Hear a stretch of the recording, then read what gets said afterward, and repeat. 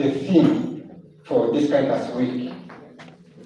Caritas empowering communities, for I was hungry and you gave me food. Matthew chapter 25, verse 35. Msgr. John Vian, you're most welcome.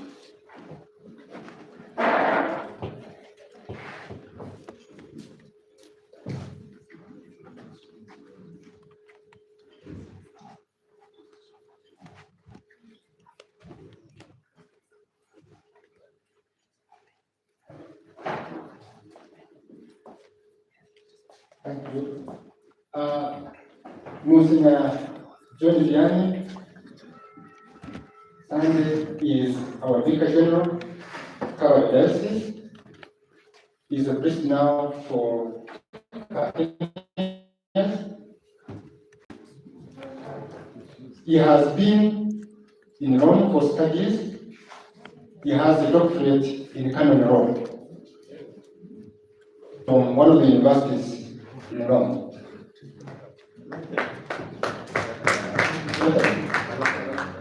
Lutheran University. And he has served in the parishes here in the diocese. He was in Achin Parish, and he was the secretary to the Bishop Caritas Baramera, for 4 years, 2 years. Those I could recall. So Monsignor is an experienced priest, has been in this service for those years, and he has traveled far and wide. He's on different commissions in the diocese. He heads the Commission of Health as the chairperson, Health Board. He has been the chairperson of Caritas Commission, Covered Diocese, but this was recently given to somebody else, but he's still the moderator of all the departments in the diocese. Monsignor, thank you so much. You're most welcome. Let us welcome him to the class.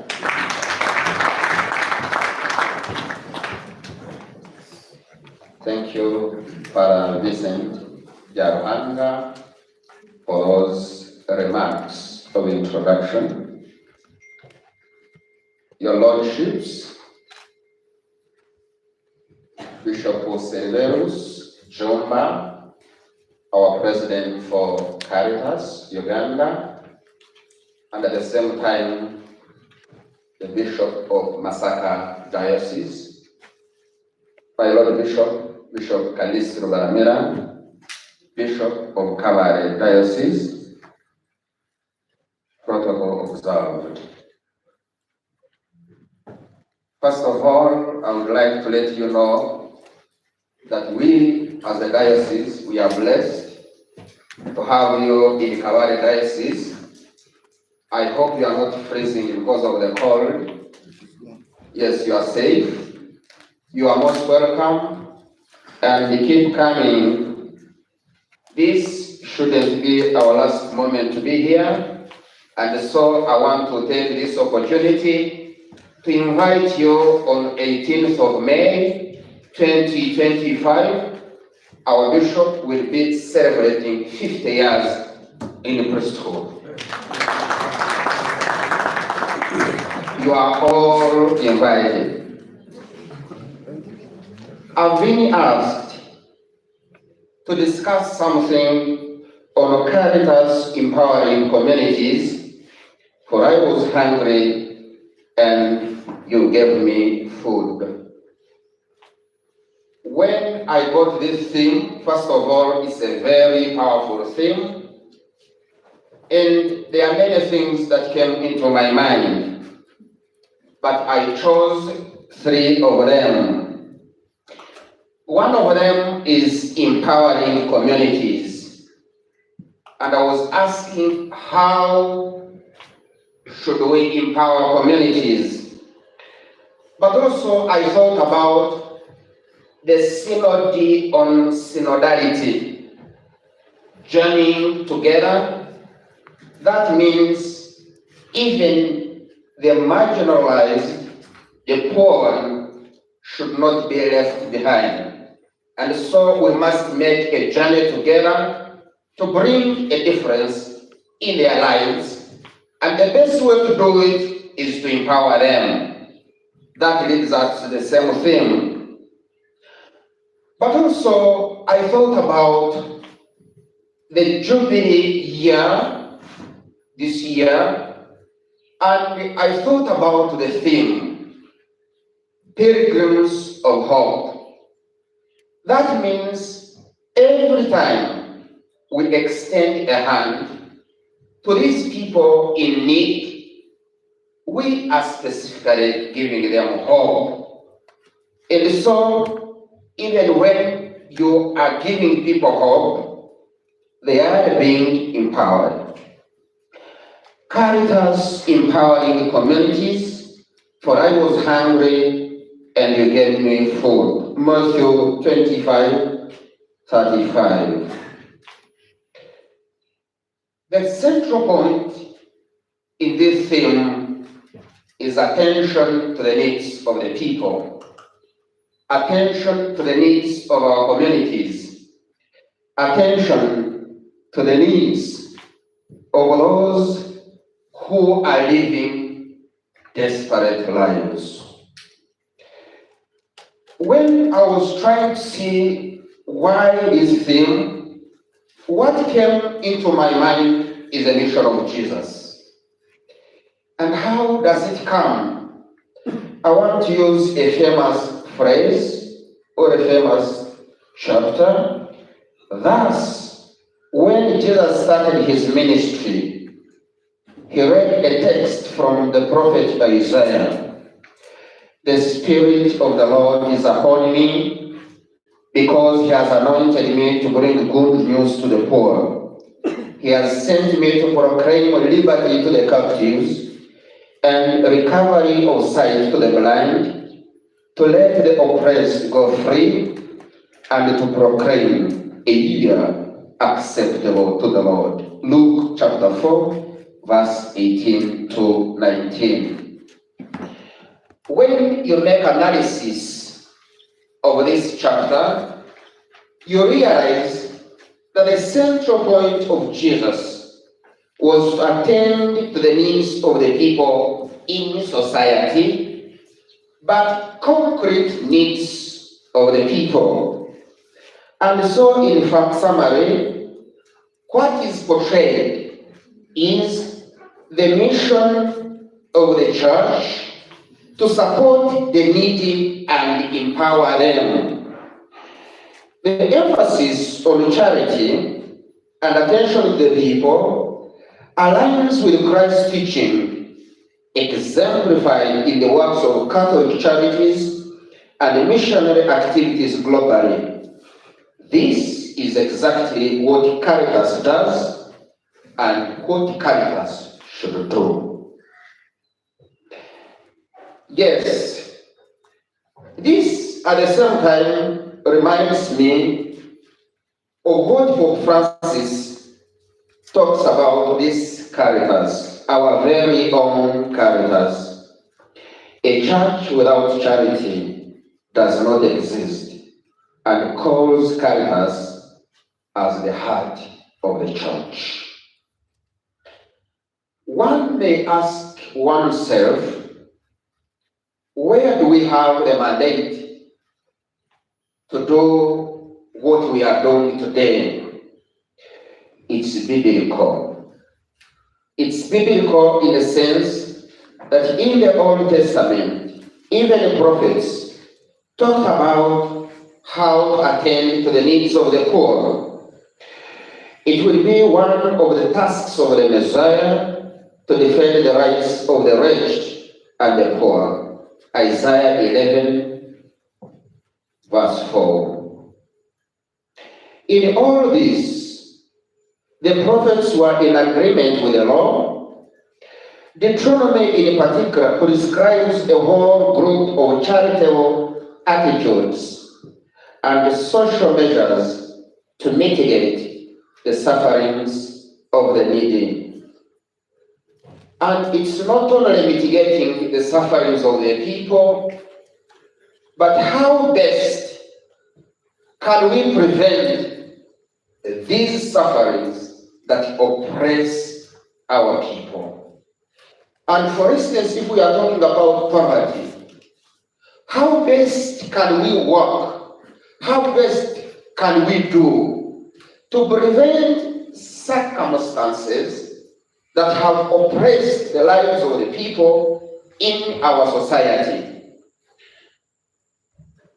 Bishop Calist was mentioning, or has mentioned this morning, how poverty is eating up the lives of our people. People are living in abject poverty. Yes, we know how much Caritas has gone out to attend to the needs of our people. But the central question today, how best can we help our people come out of poverty? I do understand our mission as Caritas. We are not just giving out items to console people and give them just temporary relief. We must, yes, I know we do it with love. That's how Caritas comes in.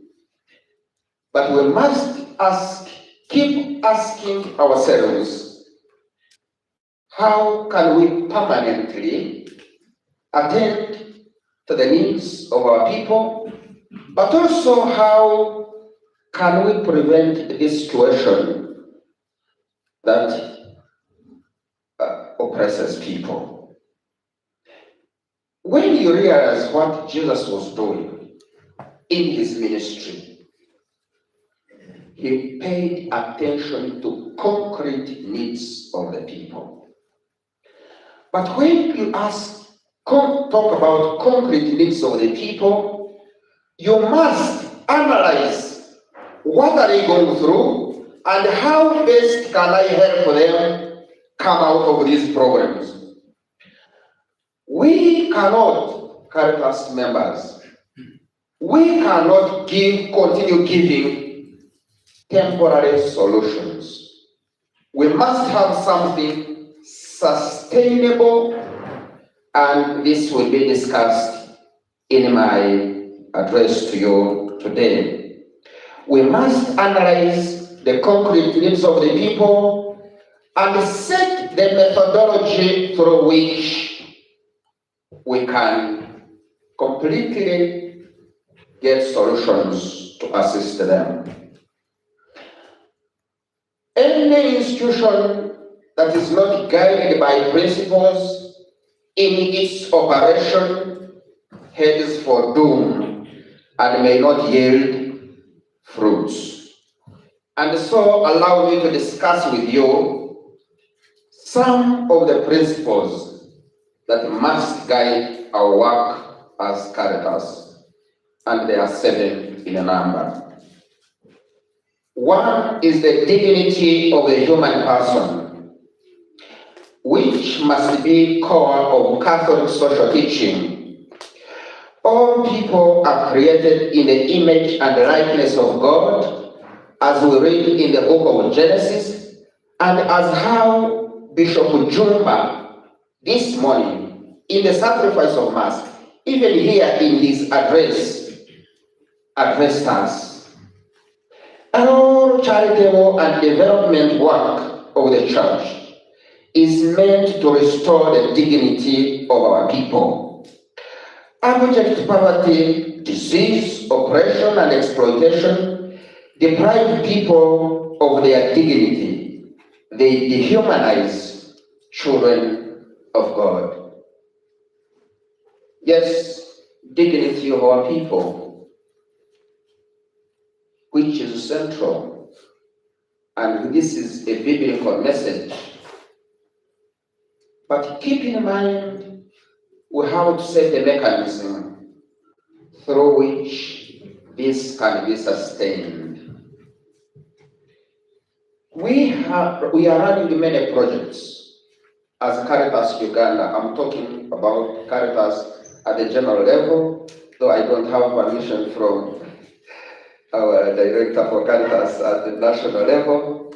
But there are a lot of resources meant to assist us, and as Bishop Calist mentioned, we must evaluate and ask ourselves which impact have these donations made to the lives of our people. And so this encourages us to go out to different projects that have been handled, but also to ask ourselves in this region, where is the impact? And from that, we shall use the lens of the dignity of the people and we ask whether their dignity has been restored. Second principle is preferential option for the poor. As Jesus also singled out poor, he proclaimed good news to the poor, showed them compassion, and did even declare that blessed are the poor, for theirs is the kingdom of God. The principle of preferential option for the poor. I've been involved in ministry throughout the diocese as moderator of all institutions of the diocese, and so I move often. There are areas where you reach and you shed tears. You see people are helpless, completely poor. And the question which I would like us to discuss today, how best can we intervene in their lives, in their situations? When you reach out, the situation is different. And as Caritas, we must rethink. I know a lot has already been done. We are not beginning from zero, no. Caritas, we appreciate what you do, but we must rethink. And so we set the best methodology through which we can participate and involve everyone to make sure that there is a step taken, at least to decrease, to reduce on this percentage of poverty that is eating us up and eating our people. The third principle is the principle of solidarity. When the church takes care of the poor, the sick, the refugees, this is an act of solidarity with those who suffer. The solidarity extends even beyond borders. This is why many international Catholic agencies contribute funds to the works of the church anywhere in the world. And so on this principle, I want to thank you. And I want to give a specific example of Kabale Diocese. We are unlucky, we are surrounded by countries which are politically unstable. And every time there is insurgence, and people come from Congo, usually they go through Bunagana or whatever, near the border, Caritas here reaches out to intervene to their needs. We must be in solidarity with the poor. The fourth principle is the principle of the common good, which is the sum of total conditions that make human possible. And this involves things like education, health, shelter, food, peace, and infrastructure. I know Caritas is doing all that. There is a principle which I would like us to attend to with much seriousness, the principle of subsidiarity. As we rethink, we must not think about Caritas at the higher levels only. Philosophically, the principle of subsidiarity states that which can be done by a lower authority should never be done by a higher authority. In some instances, Caritas is so much looked at the diocesan level national level, basically not below that. And so in our systems as Caritas, we must have even extended desks at the parishes so that these, I call them outreaches, can help us concretely to connect with our people at household level, so that each one in our chain as dioceses is able to be linked up and know exactly what Caritas is doing, and also participate in what Caritas is doing. On a side note, I want to share with you, there are many things Caritas does, I'm talking on a national level, but which are not known to the people. And some people may not know even how to penetrate and enter the systems of Caritas. Publicize this Caritas wherever you go. Even I know you are people of integrity. I know you have many platforms. Publicize Caritas, tell people what we do, but also tell people to get involved in Caritas with emphasis. And so we would like that together we participate, and also not at the higher levels only, but we must go down through some chains so that Caritas is known. And this, basically, I'm explaining the principle of participation, where every individual must participate. And finally, the principle of universal destination of created good. God created the world and all it contains for the good of all people. No one should go hungry when there is food somewhere. In fact, if one is hungry and passes by a garden, one can take some food to eat, but the attention which I want to bring out, we should not fold the arms when people are suffering. Allow me to deeply go to a biblical quotation which I was given. For I was hungry and you gave me food. Matthew 25, chapter 25, verse 35. And I will ask you that I extend it a bit, considering the time. I think I'm still within my time. For I was hungry and you gave me food to eat. I was thirsty and you gave me to drink. I was a stranger and you took me in. I was naked and you clothed me. I was sick and you visited me. I was in a prison and you came to me. We should regard these 6 deeds of mercy as illustrative rather than exhaustive. Each meets a specific need of a particular needy person. Where other needs exist, mercies tailored to those needs surely will count as highly as these 6. A kind word or a listening ear can help a person in despair. The possibilities of mercy are boundless, just as human needs are boundless.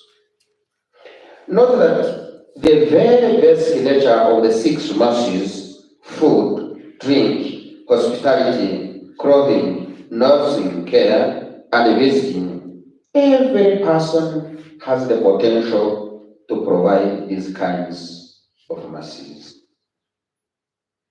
And that's kind of what I want to talk about. We must think outside ourselves and empower people to attend to the needs of their fellow men and women. It's also not good to always only focus on Caritas, but Caritas must go out and educate people in their capacities, whether big or small, to attend to the needs of their brothers and sisters. And so one need not be wealthy to buy a plate of Irish potatoes for a neighbor or to give a packet of salt to a neighbor or a soft drink for the hungry person. One need not be a nurse to help a sick person. One need not be ordained to visit a prisoner in jail.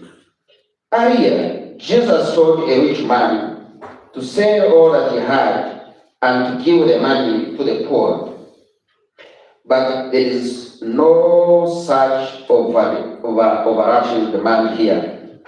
The kinds of masses that Jesus rewards here are within the reach of every person.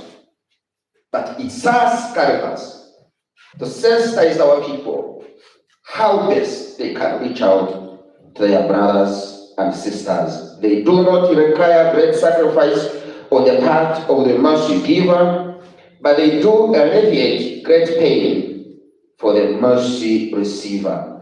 I was one time meditating upon Matthew chapter 5, verse 1 to 12, and one of the verses says, "Happy are the poor in spirit, for theirs is the kingdom of God." To understand poverty of the spirit, one must first think about poverty, physical poverty, how it takes away one's dignity, how every single item, small as it may be, it makes an impact on the life of the receiver, on the life of this poor person who opens their hands to beg. And so we must be there for our poor people, but at the same time, we must educate our fellow men and women to be there for each other.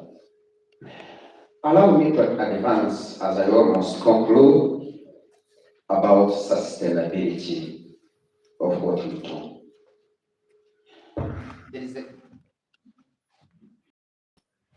I think I'll be able to use my natural microphone. I hope you'll be able to listen to me. Do you hear from behind? Yes. There is a constant clamor or cry whereby some donations are dwindling, reducing. I think I can win. So that I don't take away all my energy. Thank you. Thank you.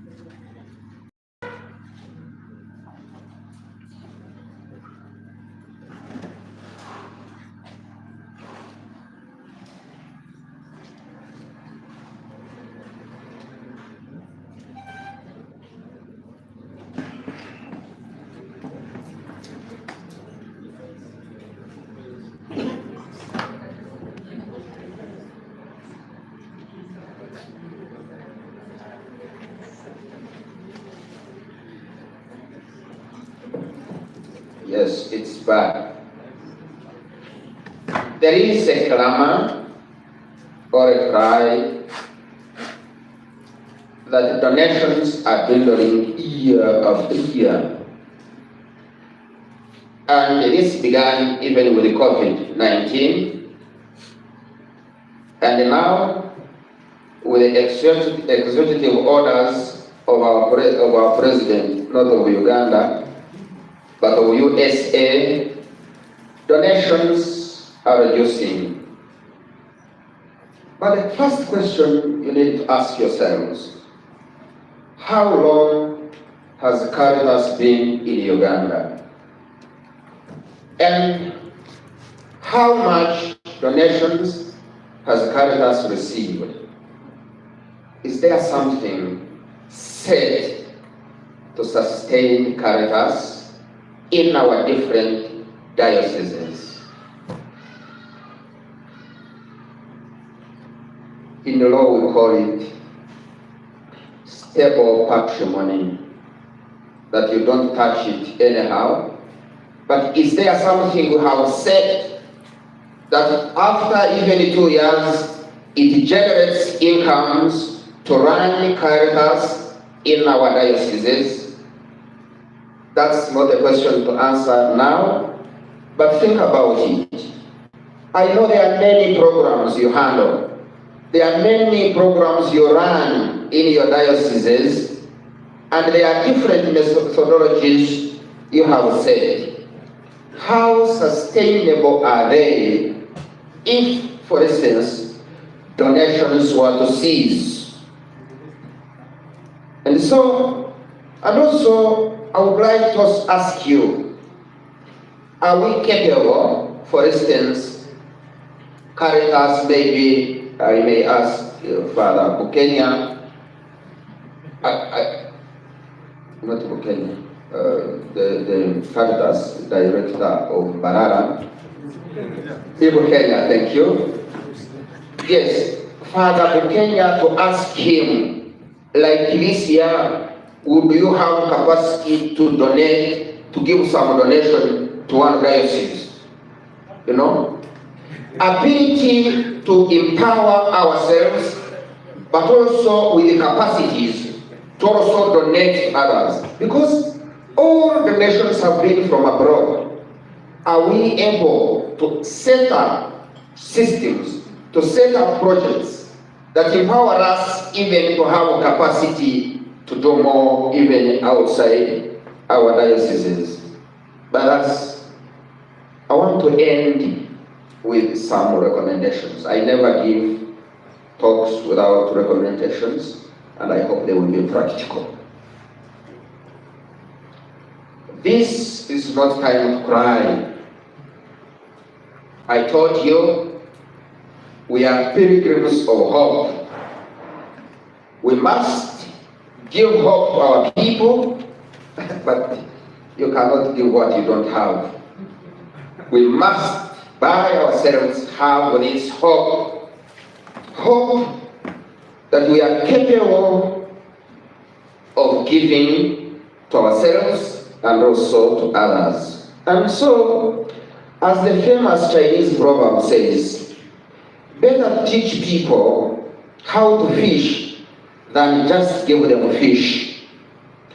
While projects and relief aid will continue to be part of Caritas work, there are 5 areas I would like you to concentrate on so as to have something sustainable.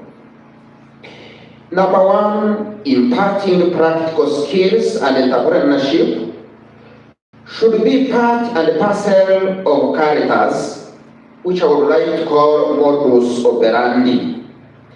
Teaching communities how to solve problems and to think innovatively is more sustainable in the long run than providing goods, solutions, and services.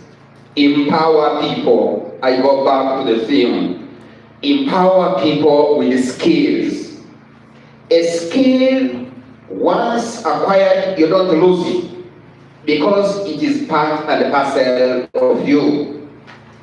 And so, even these people we go to daily in our activities, we must at all times see how best we can empower them to do things by themselves, not waiting for service reliefs from Caritas.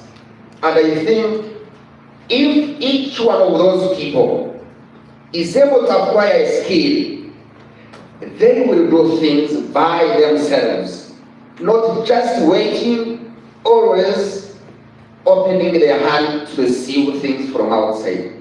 They have a capacity to do them by themselves, so it's us to see which best skills can we give to these regions or these areas?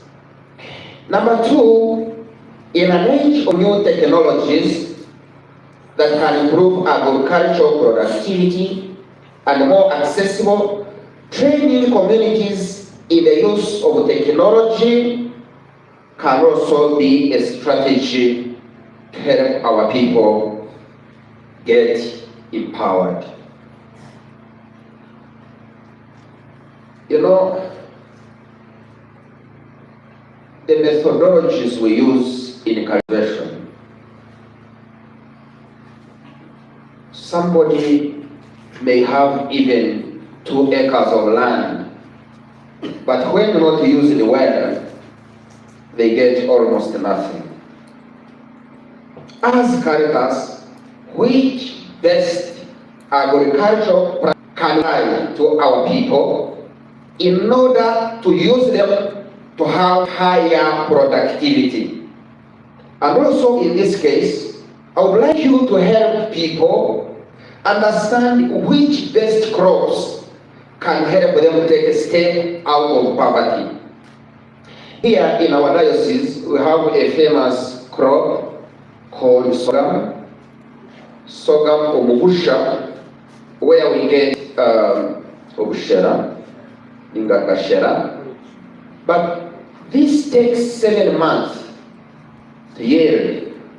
But also the outcome is almost minimal. So it's us Caritas to let our people know that though they like these traditional crops, they may not help them come out of poverty. We must be realistic with our people, and we must be able to give practical options that will help them change their mindset, because it is too much. Somebody year after year growing the same crop but getting almost nothing, so that means every year is a loss. And if every year is a loss, you don't talk about advancing from poverty. You talk about being ditched in abject poverty. Number 3, another key area of empowering communities is that of financial literacy. Empowered communities know how to save and invest. Basics of microfinance, accounting, and how to write a business plan should be taught to communities regardless of their level of education. Communities should be transformed into centers of excellency and learning. But this kind of learning should be practical and solution-oriented. It's not that you have not empowered people. I've already appreciated what you do, and we do greatly, we do. But people, even after the sensitization you have given them, they may have many years, but how is it saved? How do they manage their finances, which they have acquired from their education? So what is most important as we do, it is also good to identify some families, even when you have established projects in their area, follow them up, but also teach communities how to save money. I'm always so much annoyed. You have some people incorporated in our systems, but every time, every single coin they get, they go to the bars and they drink endlessly. That means there is no saving. Productivity is high, but expenditure is extremely high. So, no savings at all. So literacy and personal financial management procedures must be incorporated into our services to our people. I'm almost ending. Number 4, traditional ways of soil conservation, food storage, medical treatment, and house construction, eco-friendly. This is Laudato Si. I know you are doing it. You should also put it, because there are some who have little pieces of land which are washed away by the rains. Kindly attend to them. Finally, there is a structural issue. Caritas is well structured and well resourced at the international level, continental level, country level, diocesan level. Can we say the same at parish level? Can we say the same at sub-parish level? Can we say the same at Christian, small Christian level?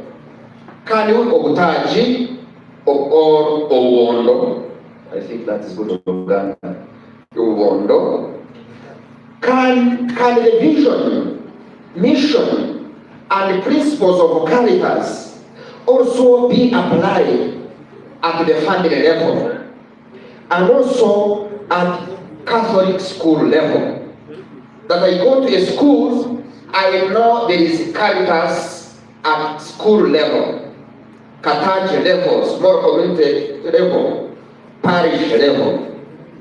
How about Caritas clubs in the Catholic schools, so as to instill Caritas philosophy and practice into the minds of the young students and teachers?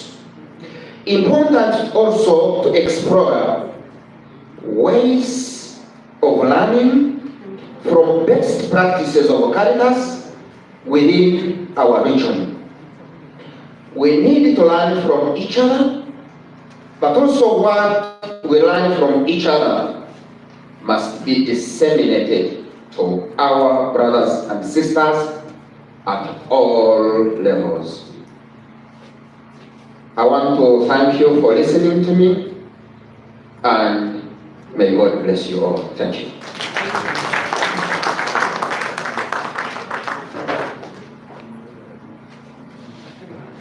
Thank you. Thank you, Msgr Vicar General and the team for listening. I kindly request you to stand up shortly before our Frank takes us to the next step. We first break this vote. Go shortly, and we put our hands up. We put our hands up. We put them down. We are going to use the left hand to count 1, 2, 3, 4. We use the right one 1, 2, 3, 4. We stamp with the left 1, 2, 3, 4. From 4 we shall go to 3. From 3 we shall go to 2. From 2 shall go to 1 as we sit. Are we ready? 1, 2, 3, 4. We go. 1, 2, 3, 4. 1, 2, 3, 4. 1, 2, 3, 4. 1, 2, 3, 4. 1, 2, 3. 1, 2, 3. 1, 2, 3. 1, 2, 3. 1, 2, 1, 2. 1, 2, 1, 2. 1, 1, 1, 1. Guys, sit down.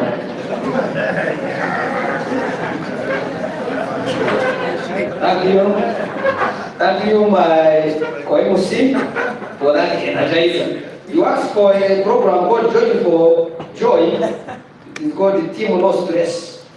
So it's been professional very well.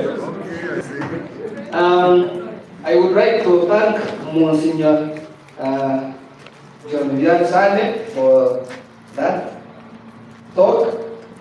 And I know people have certain feelings which they would like to express from what they have got from your talk. So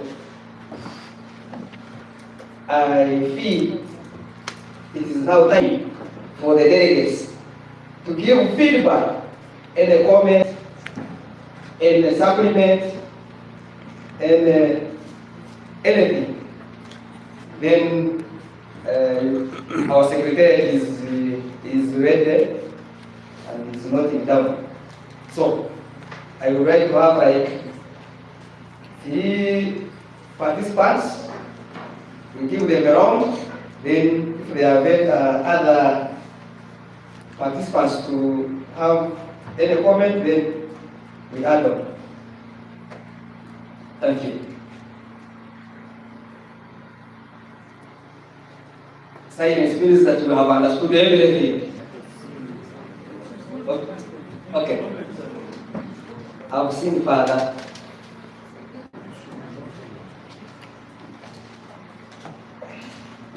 Thank you very much.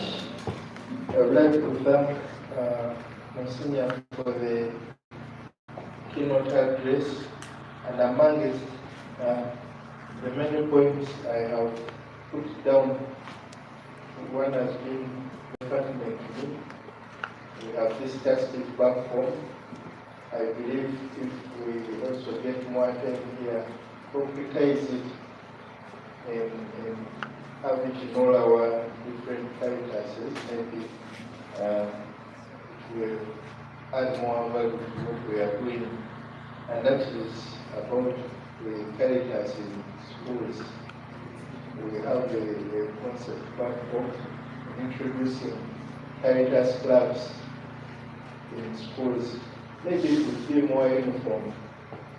If it is also, it would be better if it is uniform, that we don't do something that is different in Kampala and in other places. People could join ideas and have the same of what we share with either in primary schools and secondary schools, and if possible in our higher institutions of learning, that we come up with some sort of structure, even in leadership, that we are thinking about it, and we are going to start it in our archdiocese. I've been very happy when I heard that it's also mentioned in it. It will help young ones from the schools to start knowing about Caritas, what Caritas does, and when they grow up, it is easy to get into our structures and to continue being agents of Caritas and our work. Thank you very much. The director of Caritas Kampala. Any other?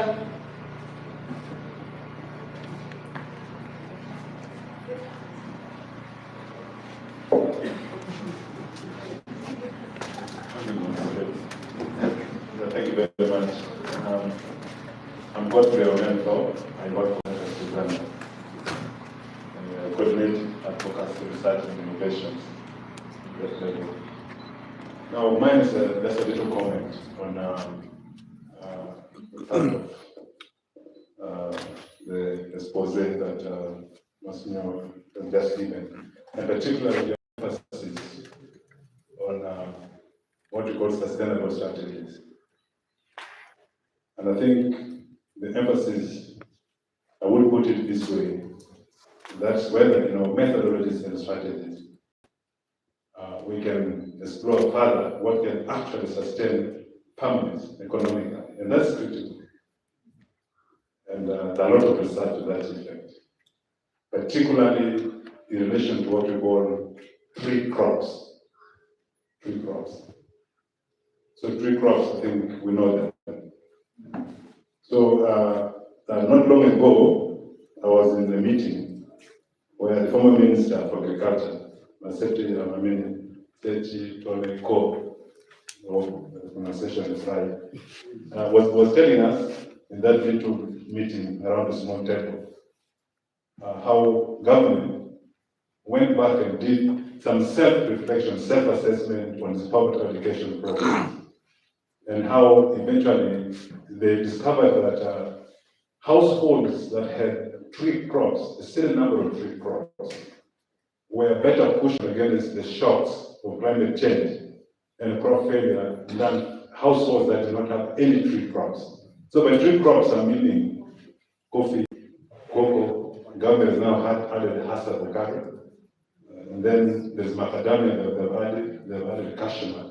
Government is promoting this fiber in particular, based on studies elsewhere. And then recently, I discovered the same thing in a study that was carried by a team of high-level international researchers with the participation of Göttingen University.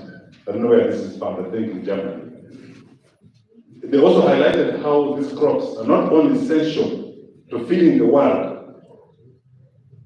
and for global economies, but also food immense potential for protecting biodiversity and the climate, as well as improving livelihoods for millions of people worldwide. So this is what they discovered. It's a long article, which is here. And so if we are really going to deal with a blow to poverty, my view is that we must be deliberate in promoting tree crops. Somebody will raise the question whether there's land, for example, to grow coffee. My answer has been simple. Some of these crops can be grown at the peripheries of the small gardens. And with good agronomic practices, a single tree can produce significant income. It's a single tree. So a farmer I was talking to the director for Kasese, was telling me, they also did assessment, discovered that a family with about 100 trees of coffee fared very well, could pay school fees on 3 children. But it seems to me this is still scattered. It's not a position yet of Caritas as an institution that we need to be deliberate in promoting what I would call the foundations of economies of households, which in my view is not really rice, is not maize. I'm not saying you should not grow maize, rice, and so forth, but they've been proved not to be the foundation. But also the tree crops, besides providing this income, also protects the environment. So we do a lot of environmental protection. Cocoa requires shade trees, isn't it? Coffee requires shade trees. Avocado is a tree in its own right, and so on. So maybe in this gathering, also based on what Bishop said in the morning, for us to rethink our strategies and methodologies, we may need to think about this kind of strategies very, very seriously and come up with a uniform strategy. I know there's coffee already introduced, coffee at the national level, we're coordinating coffee. We want every diocese, every Caritas to have coffee. And already I think we are going to begin, we will talk about this at some point. But that's just one of them, because there are different ecological zones. There's some areas where coffee may not do too well, but certain things will do much better. And these are the reflections we need to have at the level of the archdiocese as well as at the national level, even at the diocese level. Thank you very much. Thank you all. Those people for advocacy, you don't remove the microphone. You can talk till tomorrow. Thank you very much. Our presenter, Vika, echoed the very good points about the sustainability of our people.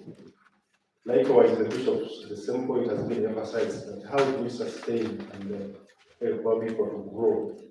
There are also some people out there who have the same ideas. And there are some projects running which are doing the same to try to help farmers improve, like enabling rural innovation. That's the Horizon 3000, whereby you have groups and send a facilitator, can teach these people how to, with the modern farm methods, how to help rejuvenate the land. And also the reserve has that component of helping people. So it's a good idea to help people have the skills and the projects which are running, and I think as Caritas, we have to look for those projects, then we bring them to our people, help them live better life, and produce from the same piece of land. So if that's done, I think the livelihood of our people is going to improve. Thank you, Father.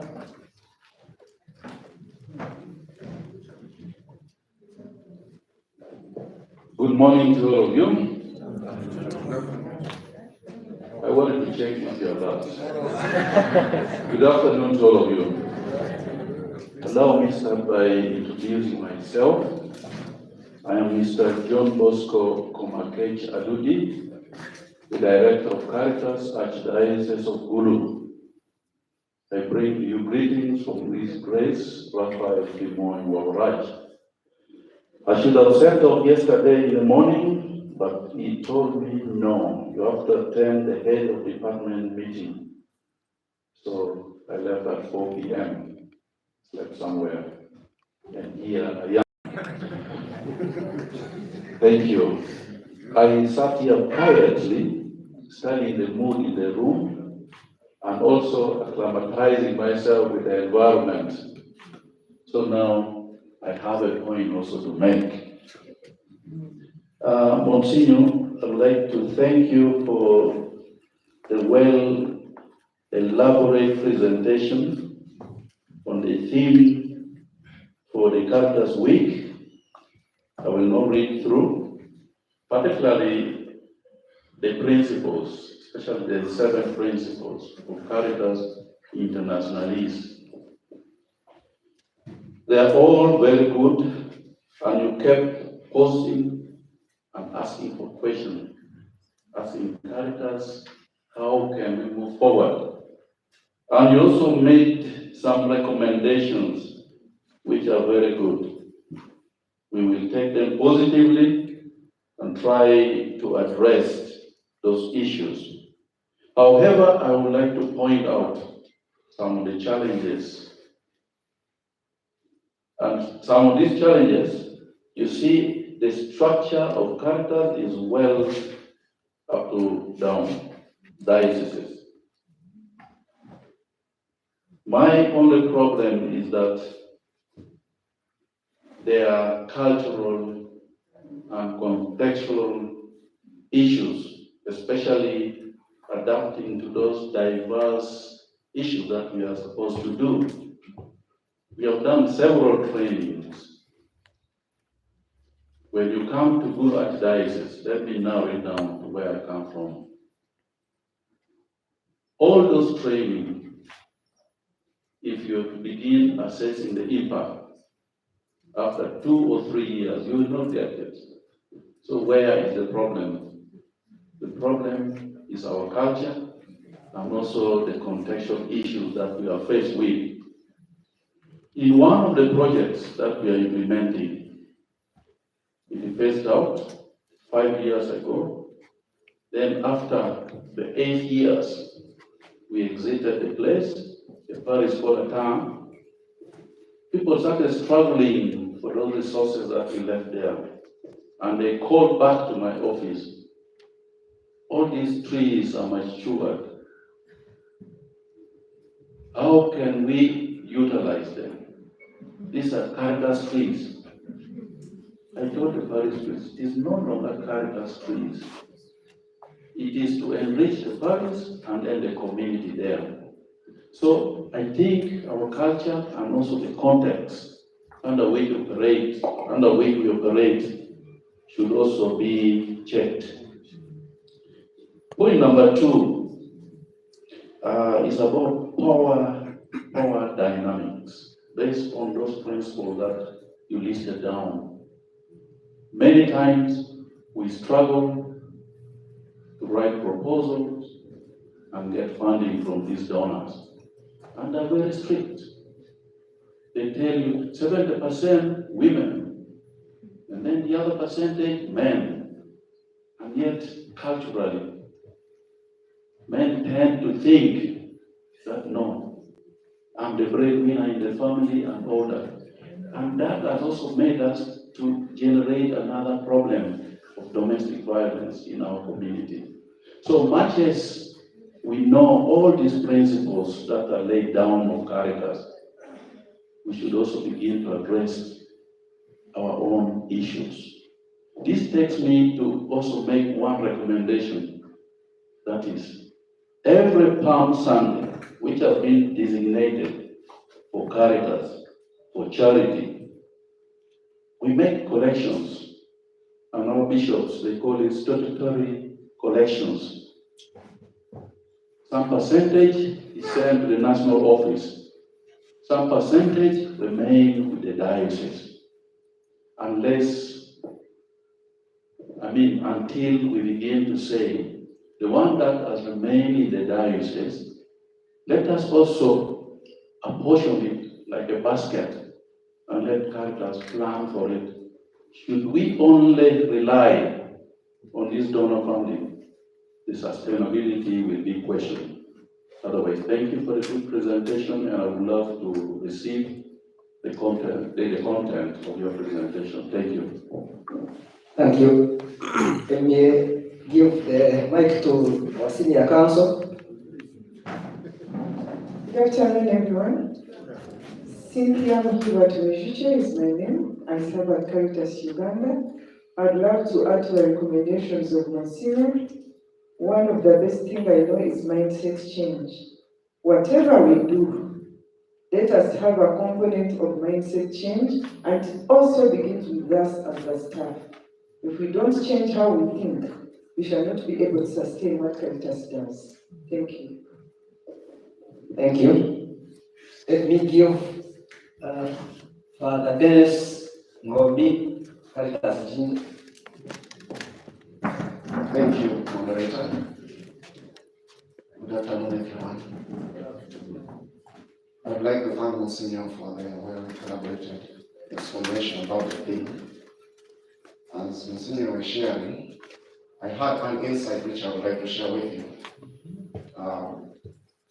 Actually, I jumped out of the ordained priesthood and I went back to the roots, the earlier roots of my priesthood by virtue of baptism.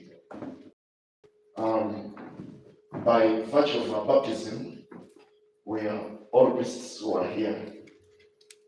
We are kings, we are prophets, and we are priests.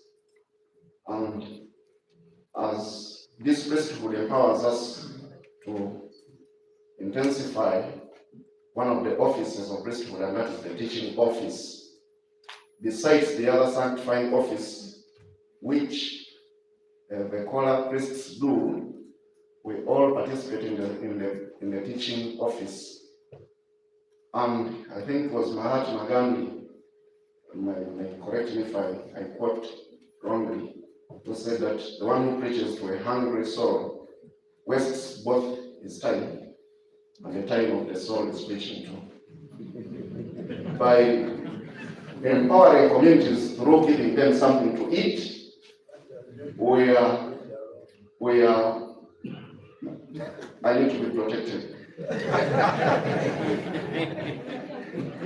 By giving them something to eat, giving them food, feeding the hungry, we are making them, empowering them to stand, to sit in church, to listen to the long homilies and the sanctifying work after feeding on the table of the word. A certain priest was preaching to the kindergarten children in kindergarten, and asked them there and told them there are two kinds of sins: the sin of omission and the sin of commission. And told them that the sin of commission are the sins the bad things we do. And we asked them that what are the sins of omission? And one of them said, the sin of omission are the bad things that we forget to do. Back to the thing. Feeding the hungry, not feeding the hungry, is a sin of omission. Feeding the hungry, we are just jumping from the other side of the sin of omission. Actually, what will take us to heaven is the sin of omission. For I was hungry and you didn't give me food. I was thirsty and you didn't. And the rest, as Msgr explained, the six as he explained, elaborated. It is not the sin of commission which will take us to hell. Actually, it is the sin of omission. Can we go back to the roots of our priesthood, the teaching office, and can we go back and examine ourselves as Caritas? How often have we empowered the communities? How often have we fed the hungry? And that is the teaching office. rather besides the sanctifying office. Thank you. What I get is Monsignor message sunk into the people's minds. Okay.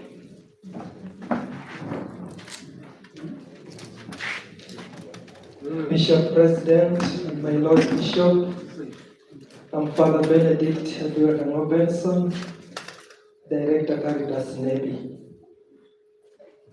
So I thank you, Monsignor, for your presentation. You gave us recommendations, which I think are very good and powerful, if put into considerations and forge a way for us out.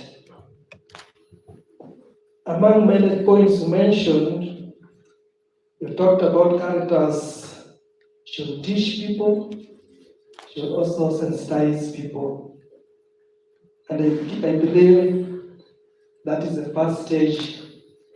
St. Paul says, if you don't preach to them, how will they know? If you don't teach them, how will they know? So I will talk about two things. First of all, what you mentioned about stable patrimony for our ways to sustain ourselves and move even without the donors. And secondly, about the structure. I think that gap you have observed, it is true. The structure of Caritas seems to be well marked at a higher level, just like the structure of East Africa Community. It is up there, not practical on ground. So, Caritas at the level of diocese, parish, chapel community, homes, and then schools, there is a very big gap there. And that is the point which has made people fail to understand what Caritas is. Caritas, actually, for me, I believe, is a spirituality of each and every Christian. But Caritas has been kind of narrowed to an office in the diocese. It is a spirituality lived every day, love of God in practice through loving neighbor. You don't need to be in the office of Caritas. It is your spirituality every day. You meet someone, good morning, how are you? How can I help you? That is charity. So I believe by teaching, sensitizing, and making clear structure, people will slowly learn and know what to do in their respective places, in homes, in villages, and will begin living the spirituality every day. Meanwhile, the offices we hold becomes just a coordinating body, coordinating center. So I thank you very much for this insight. For me, I think this should be a strategic direction if it has not been there. But for those who have already been embracing it, more effort should be done through sensitizations and also teachings. The stable patrimony, yes, one of them. There are two ways. There is this Caritas as an institution of the church, and then there is that spirituality, that life, that person who is supposed to continue living the spirituality. This patrimony, we see it more of the way we as an institution is, like Caritas Navy. If the donor who is helping us is not there, how are we going to stand? I believe from the foundation we are going to build right from the structure, from homes, villages, something in spirituality and also in reality could be done. I've been seeing examples in our homes and villages. For example, last year, in a parish, they asked people to give pieces of clothes, those who don't put old clothes. They managed to collect like 10 sacks of clothes. That is within the parish center. And if that kind of explanation is given well to people that what we are mobilizing right from homes, the small soap, the food you have and collect together, is actually what Caritas is, and put together at a wider context in the diocese, all stored together, then supply to people. Then for me, I think that aspect of living or having something on our own is very possible.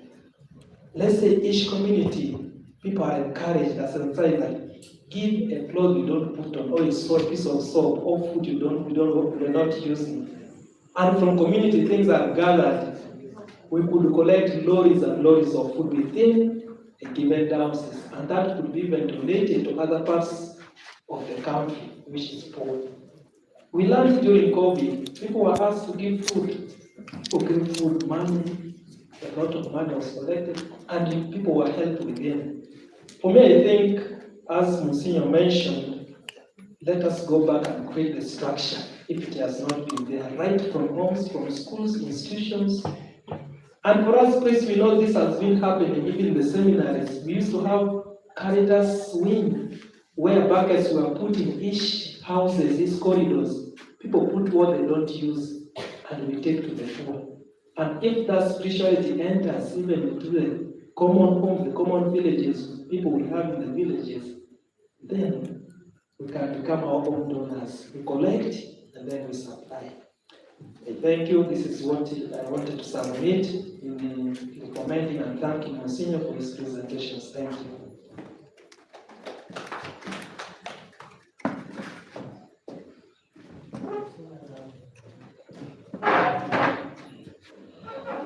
Thank you very much, Monsignor, for the good presentation that you have shared with us this afternoon, actually.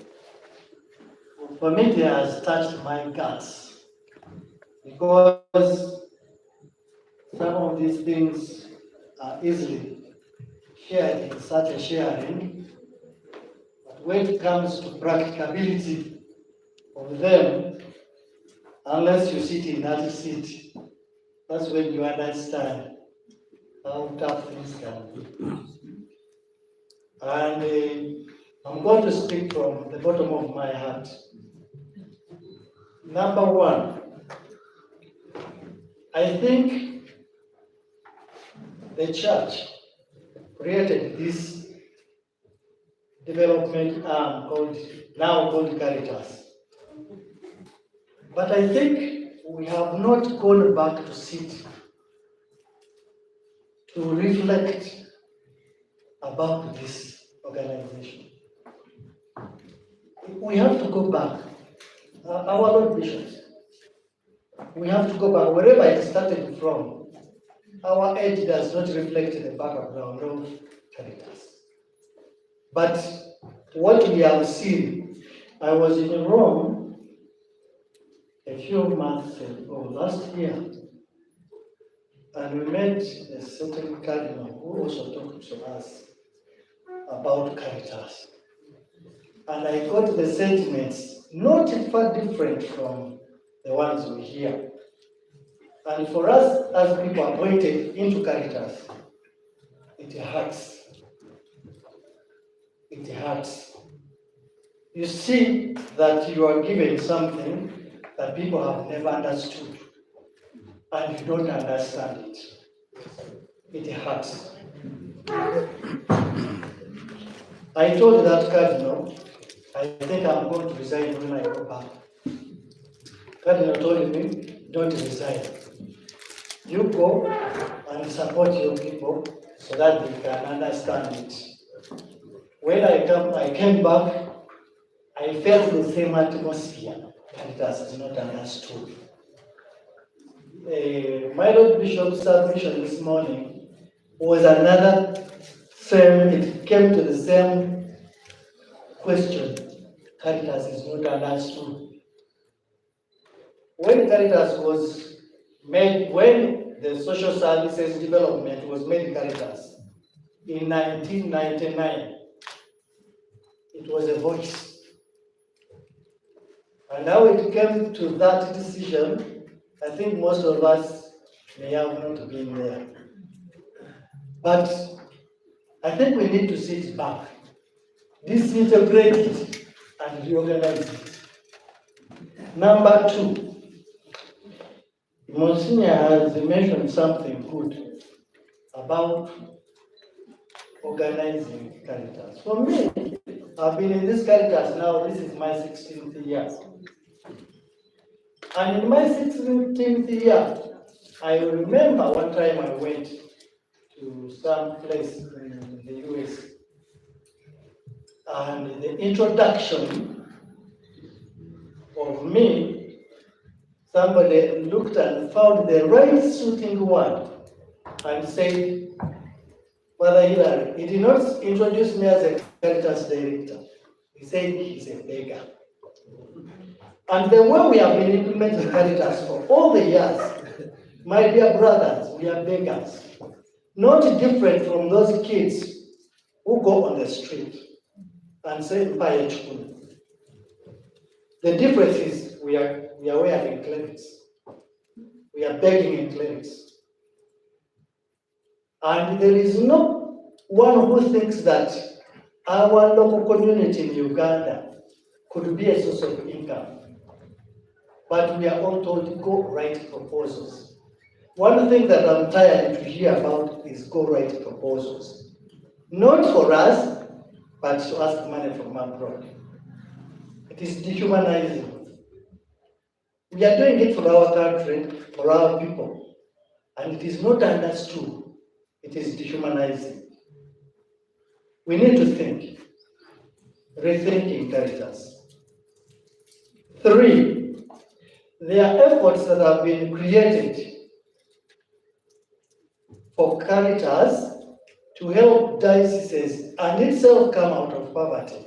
You can't give what you don't have. The schemes, the saving schemes, things like Centenary Bank, and others, I don't want to mention them here. Some of us have planted forests, hoping that there could be a partition, 10% maybe to Caritas, maybe 40% to the diocese, maybe another percentage to sustain. So when you tell me about the patrimony of Caritas, it's not going to be there until we rethink. Every diocese does a budget. Caritas is not in the diocesan budget. It's not. But then, when anything is created by Caritas to say this is going to be our sustainability strategy, no, I think you will not manage to sustain, to manage it. That may not be your experience. This is my experience. So, and as I stand here, until again we think that when Caritas has gotten some funds and has put something, let let the whole team, good in this diocese, the pastoral coordinator is here with me. I've seen some other people. That team that sits to make a decision should actually think about sustainability of Caritas. Otherwise, like I mentioned, it is sad to close a Caritas. I was in Caritas for today. I saw it closing when I have just come to Caritas Uganda. The bishop called me like 3 times. I'm going to close, what can I do? I'm going to close. Finally, he did. And eventually, sent people away. And things are the way they are now. I can't describe them. So, for me, I'm angry. I'm sorry that I'm angry for you as your leader, but I think it's a good anger. We must think, and my Lord bishops, you must own Caritas, you must help us. You can't just criticize us, you must help. Thank you very much. Father, she's a hand. I alone raised the hand. I don't know whether. I was raising the hand for my neighbor, but since they have given it to me, let me first go. Now, Father Hilary, I'm going to talk to you as a village pastor. We village pastors are very good at listening to people like you, but we go back to our villages and sit down. So one of the problems that people who work at the diocese is, and I used to work there, I know it very well, and people who work in these offices are very good at discussing these things. But when we go back to the villages, we keep quiet. Now, you are very good at writing proposals. If you can write a proposal of how to raise funds from us village pastors, you can't imagine what you will get. Let's get money from ourselves. Eh? Let's get money from ourselves. Let's write those projects directed to ourselves and come to us village pastors and we look for what? For the money. But you can never get it unless you come to get involved with us. If you come to get involved with us, you will get the money. And you see, we use a lot of words, sustainability, what, financial, what. It's all about food. It's all about money. Let's talk about money. And when we are asking God, let's not ask them, Lord, give us sustainability. Say, let's give us money. Go and buy food and eat. So let's find a way of raising money from our people. I've been a parish priest for 7 years. Vincent comes to my parish, he eats and sleeps and he goes away, but he never gives me a proposal of how to raise money from the people he's trying to help. I have asked, where is our friend, the other lady? She's there. I said, but you give this man, these people a lot of money. Why can't you ask them 1,000 shillings for your transport? But she says, no, I have a car and it is fueled. I don't know where they get, you get good cars, but you have them, they are fueled. But these people you are helping can also raise money to help others. Kindly, let us find a way of raising money from us. You have talked about Palm Sunday. It is coming next week. This Sunday. This Sunday. No, when you just collect money for Palm Sunday, I will just collect. But if I go to the village and tell people, Caritas Cabaret is in big problems, we need some more extra income. You can't imagine what they will put there. But you must come for the visit and be with us in collecting that money on Palm Sunday. You will never get it. If you don't come, if you don't get involved. But I had asked for the microphone for this.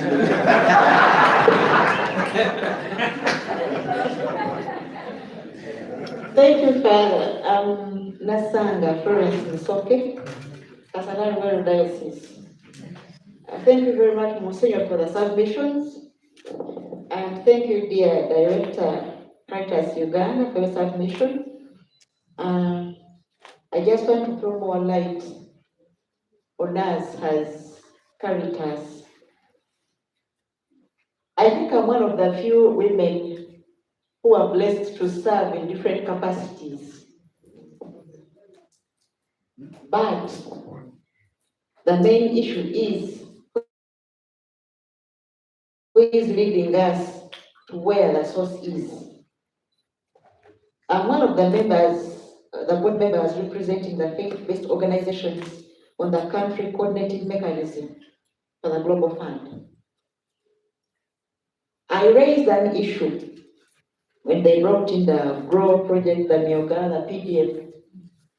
At least I was part of the source. And when I mentioned about Caritas, he's called Dr. Medad Bitecherezo. I think most of you know him. He's from this end. He was an MP this end. Chairman, National Medical School. Yes, and then he's the chairman of the Country Coordinating Mechanism for Global Fund.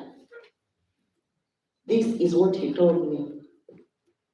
Unless you people register and compete favorably with us, you can never compete with CSOs in getting any money.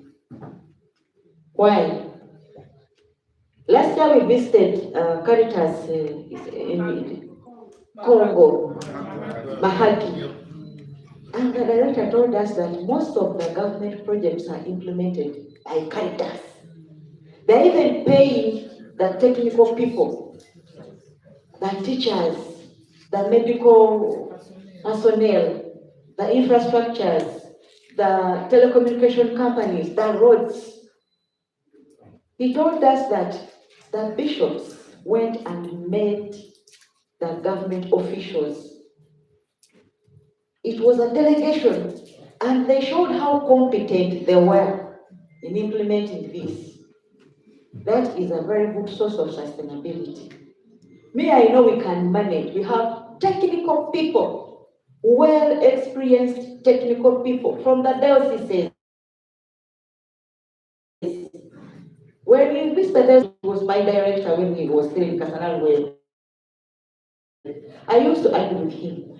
Why is it that whenever we lobby and get something at a certain level, then they say, that does not belong to Caritas now, it belongs to the diocese. And where is Caritas in the diocese? Is it another small diocese in the diocese? Me, I was asking him, because we would find some ways of how best we can sustain ourselves if these projects all go on. I would say, now let us try to see how best we can save on this project. Then by God's grace we save and put up something, a structure I will not measure. Then afterwards it is taken. And you would feel so bad. We used to rent everywhere. Now let me talk about my diocese. It was the only diocese, I think, which had no official offices, yet were having other structures around us. Nengasia diocese, Nengasia Caritas, and we were there. But me, I think, with this group failing to get the Myoga money, the PDM, the grow, yet we have the structures. These things, if you go and talk about something when you know that you can manage, yet you can't manage, you feel like you have a conflict of interest when you're talking about Caritas. May I try? I even told Monsignor Kauta, but why is it that this is like, those things for us keep quiet. But sometimes I feel like I can talk about something because I know I've been here for some good years. We have experienced people who can come up and do this and bring a lot of money in Caritas. Let us compete favorably. I don't know how best we can do this, but it is us. If we could get a very big delegation from my Lord the President, I don't think you can fail to get an audience to the President. They say if you can't beat them, join them. For us, we want to get money to help our people develop. We are not corrupt. We are not pretend that we are going to hang around and show people. No, for us, we are implementing up to the grassroots. For those who have got some money from the ministry, you have seen how best we have implemented these things. But the things are just passing through us, going to different people, those who are not even delivering. Me, my own request is, let us get a very good delegation without paper to go and meet the President, or even the ministries. You see how best we survive. Starting from the structures, the national level, then they will send the structures to our people and we implement these government activities. I submit. Thank you. Monseigneur, it is. Okay, I'm coming. I'm very grateful to all the contributions, beginning from Monsignor, who has tickled our minds and set our heads rolling and thinking hard. And I also think we need some guidance now so that we are not derailed. First of all, National Director, don't lose hope. This is the year of pilgrims of hope. And the Msgr concluded very, very well with that Jubilee year theme. And we have now started quoting secular thinkers, but we are a church. Yeah. Even in faith, the name of that which don't have it, nobody gives what they don't have. It's not true. With grace, you can give what you don't have. And I want to encourage this session that when we are here, we are supposed to think positively. Have a situation a challenging situation before us, think out solutions that are relevant. His Lordship was stressing our methodology. And I would think that the very reason why we are here is to think out processes that will make us self-sustaining. Whatever we're begging from, or whether it's government or it's an international organization, it will be drawing us back to where we want to come out from. Like they were saying, you come with a big car, it is fueled, and it has been happening for years. Now we are saying, how do we break out of that vicious? It's a vicious circle of being called a beggar. You want to be called a partner because you have a standing of your own. Further, we stressed the three aspects of our Christian calling: priestly, governance, and a prophet. You are a prophet, a priest, and a king. Actually, I want to correct you.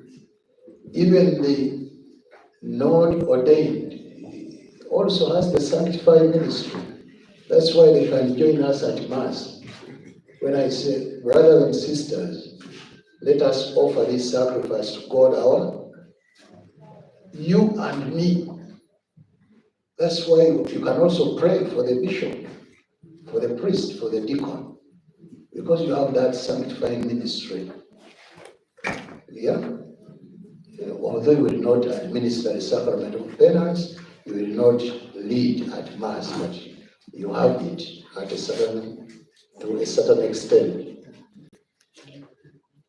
That's where we have to go. I thought he had given us a direction. How do we get involved? All of us, in a spirit of synodality, to solve the problem of poverty, ignorance, and disease, and also be responsible for Mother, good stewards of Mother Earth. When you get a project in a diocese and you want to have it in your docket without the bishop peeping in, you are becoming a net within a net.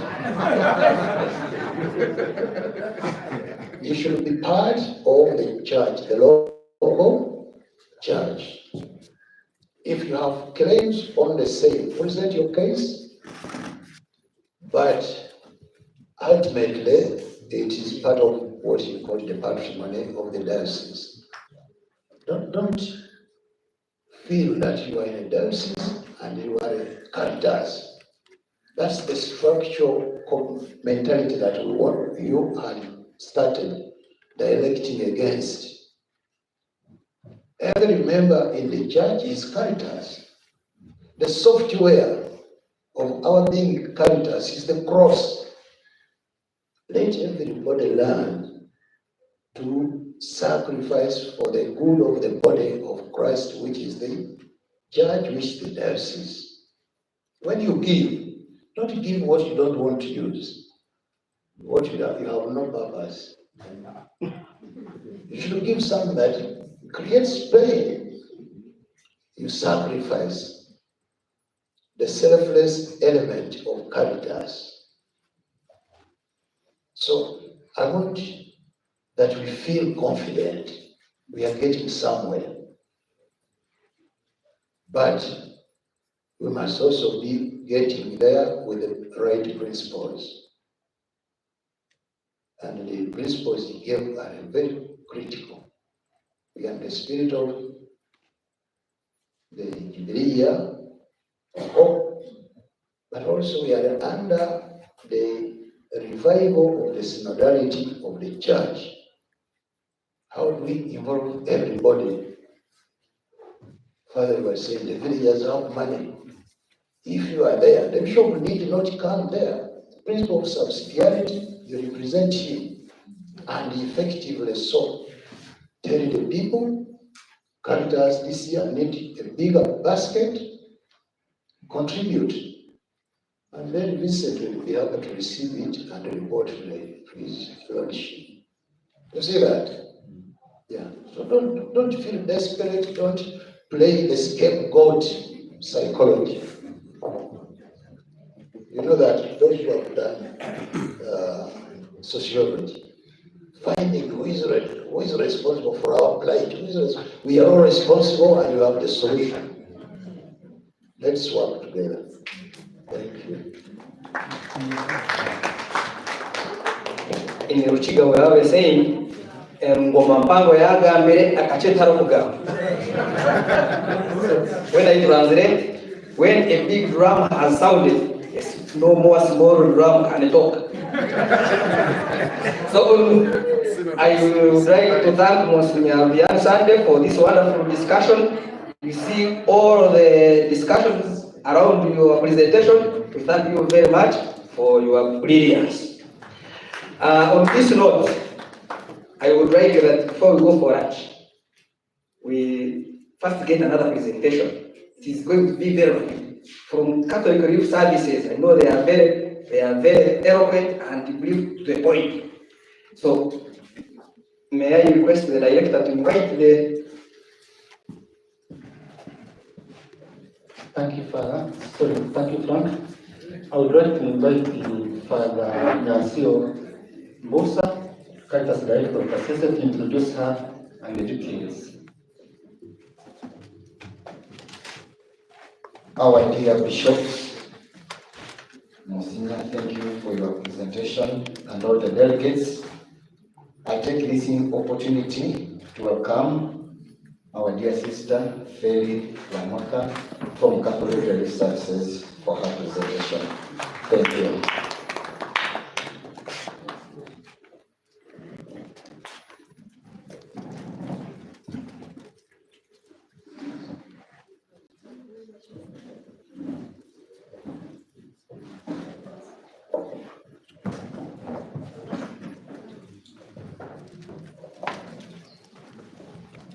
Good afternoon, everyone.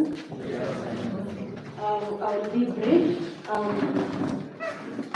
All the bishops in the room, the president of Caritas, all the executive directors from all the different parts of the country, the women coordinators, the invited delegates, and the rest of you. Thank you for coming for this very important session. I'll be a bit brief. My name is Afreni Christine Maka. I work for Catholic Relief Services as the Senior Program Manager for Emergency.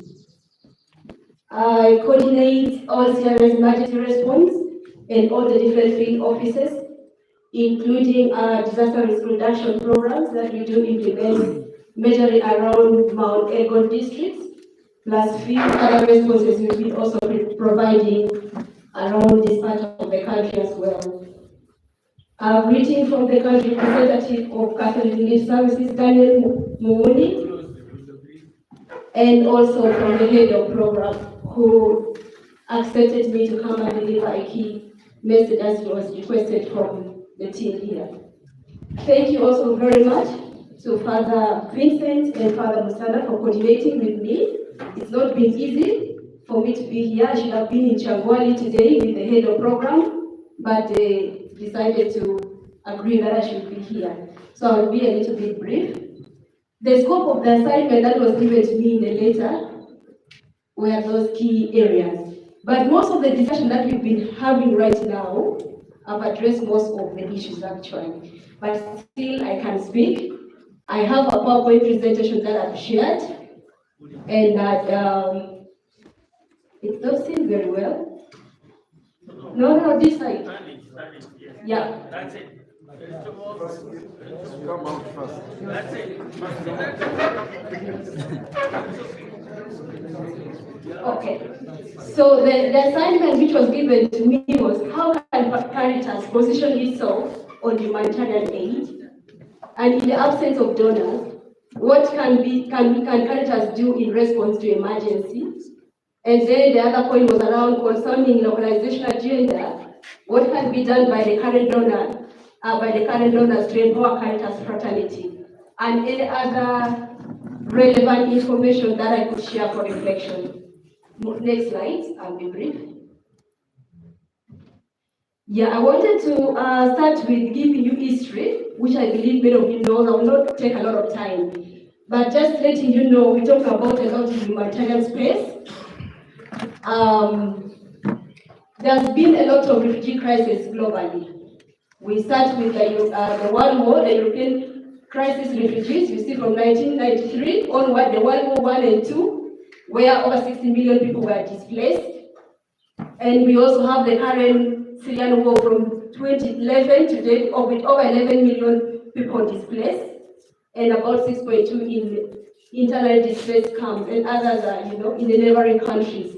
But also in Africa, we have the Rwandan genocide we know from 1994 that left more than 800 people dead and displaced. The DRC crisis, which started from 1996 to date, is not even ending, and it has intensified in 2002 with over 7.3 million people displaced. Among the people that are displaced, others are in the internally displaced camp within DRC. And we will see the statistic of majority that have crossed the neighboring country, including Uganda. We have the Somalia civil war, which is still even current, with roughly over 2.5 million people displaced internally and neighboring country. The South Sudan war, which has not yet ended yet, and we see over nearly 2.3 million people displaced. Now, looking at refugee population in Uganda, this is online from UNHCR portal, most recently updated as of 31st of March. You can see the number of people that are in the country. We have Uganda currently have over 1.8 million refugees. And you can see from the country of origin, I want to focus more on the DRC Congo. Of the 1.8 million refugees, 593 are from DRC Congo, and they are within the country here. And why am I focusing around that is because they are from they come through the country through especially the western part of the country. That's what I'm focusing on. And as we are talking about, many of the speakers before mentioned a lot about serving the most needy without discrimination, participation, partiality, and helping the poor. Reflect on those statistics and see majority of the people. You can see about 3% of the population of refugees in Uganda. We have bulky youth population with over 53%. And again, this is also still a problem that the country is also suffering from. I believe it's not any different from here. As we are talking and designing programs, we need to think about the youths. They're the majority, even in the country. First, go back a little bit. Then somebody mentioned earlier on the donors saying 70% women. Yeah, it is bringing issues and so on. But also when you look in refugee response, majority, almost 78% of the population are women and children. The men tend to remain back, the women tend to come with their children, and they take care of themselves within the country. So that's why most of the refugee response target women and children. But a key point to note on that statistics is to focus on the youth as we're designing our program, because they're the one to address many of these other issues. The new arrival in the country as of the last 12 months, you can see. Let us focus more on, you can enlarge a little bit, onto the settlement within here, Nachi Valley. You can see Nachi Valley in Msgr is hosting the largest number of refugees, and they all come from the parts of the western part of the country. So again, let's move to the next slide, just to emphasize to you the number of refugees in the country. Now, the current influx with the crises that are currently ongoing, we can see the different number that have been in the country. From January to March alone, we have 27,000 refugees in the country, and we have 16,000 individuals.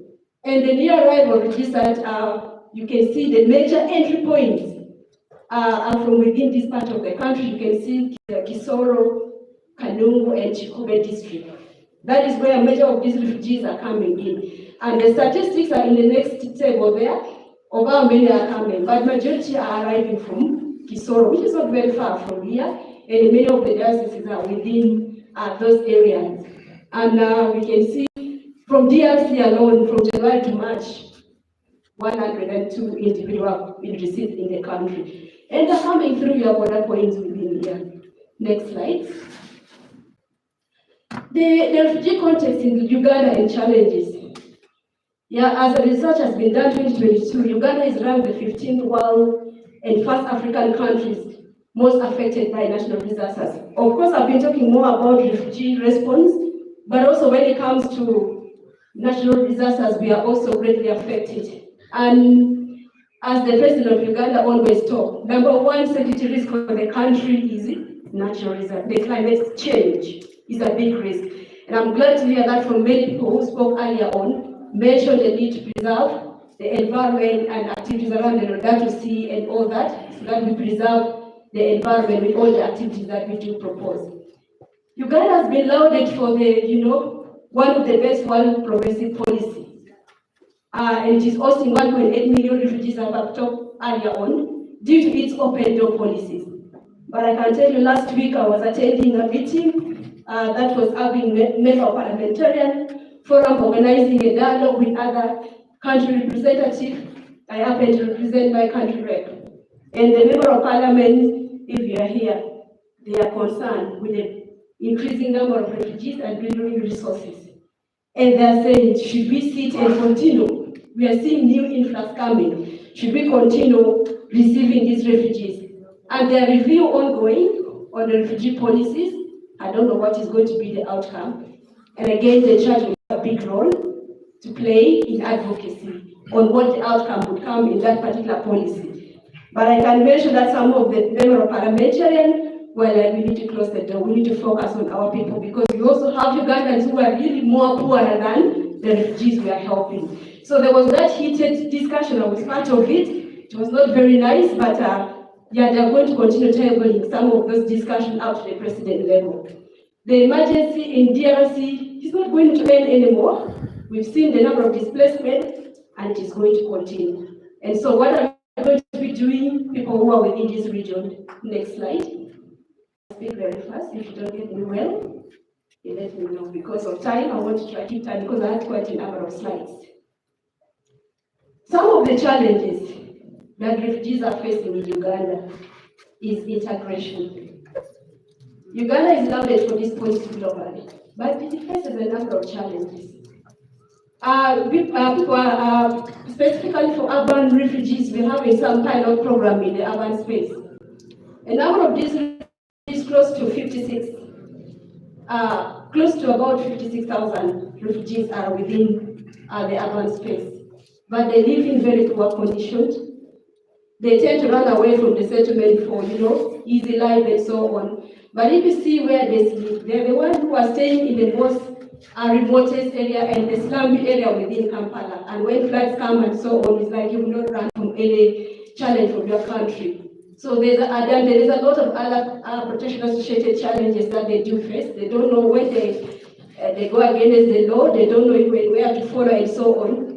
And yet UNHCR again do not prioritize urban response so much, because they say, we put you in the settlement. Why do you move to the urban space? It's a choice.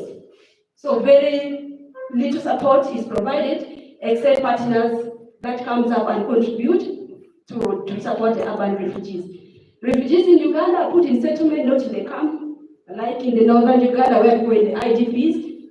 In the settlement in Uganda policy, and unlike other countries, refugees are in settlement.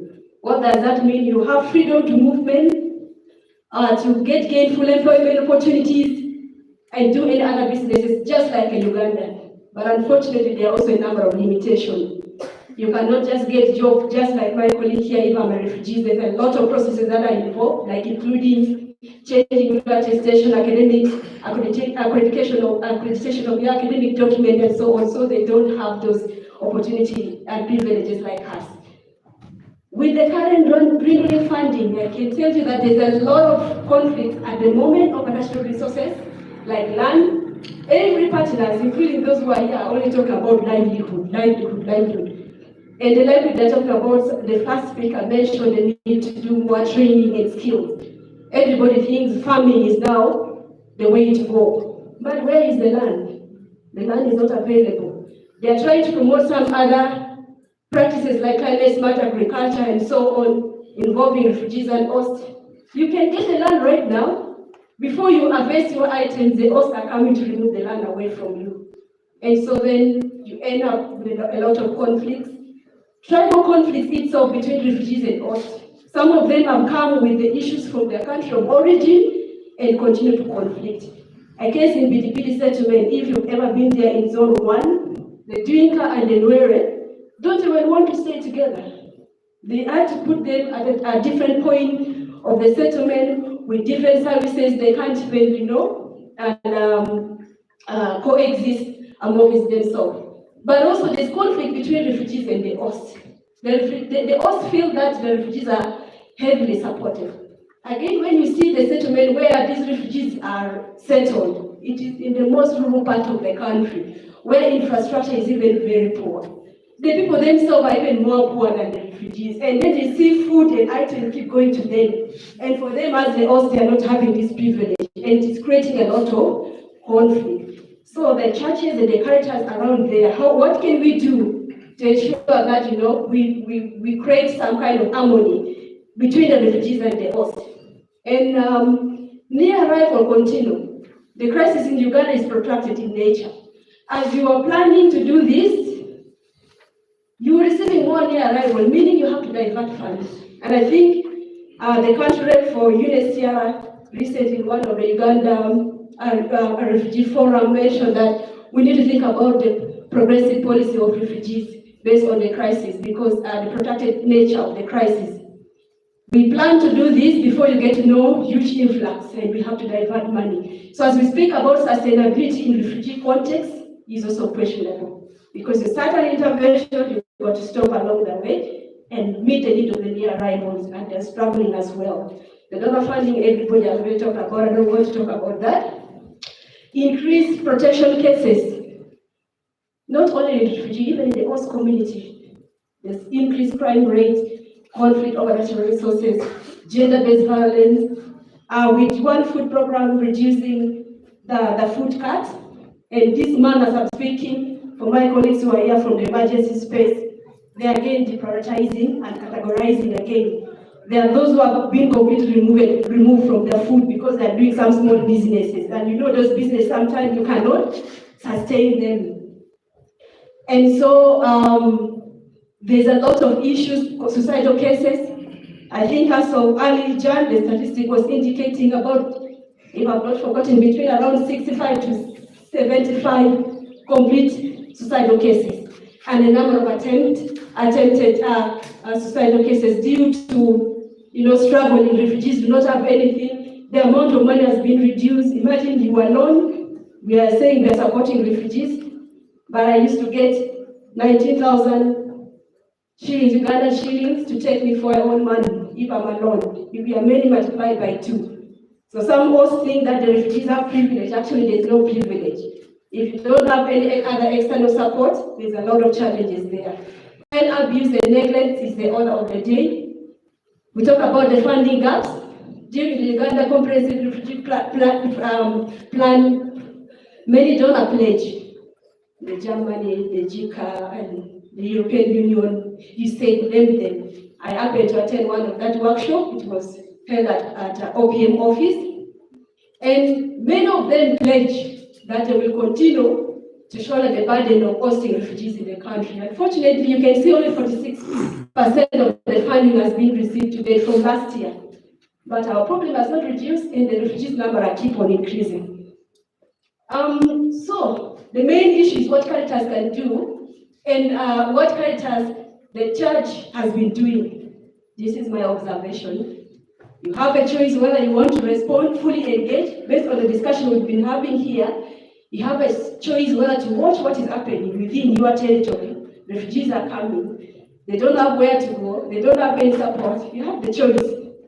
But the big question and the quote of the day in Matthew there is how does our faith lead us to action to support the people who are in need?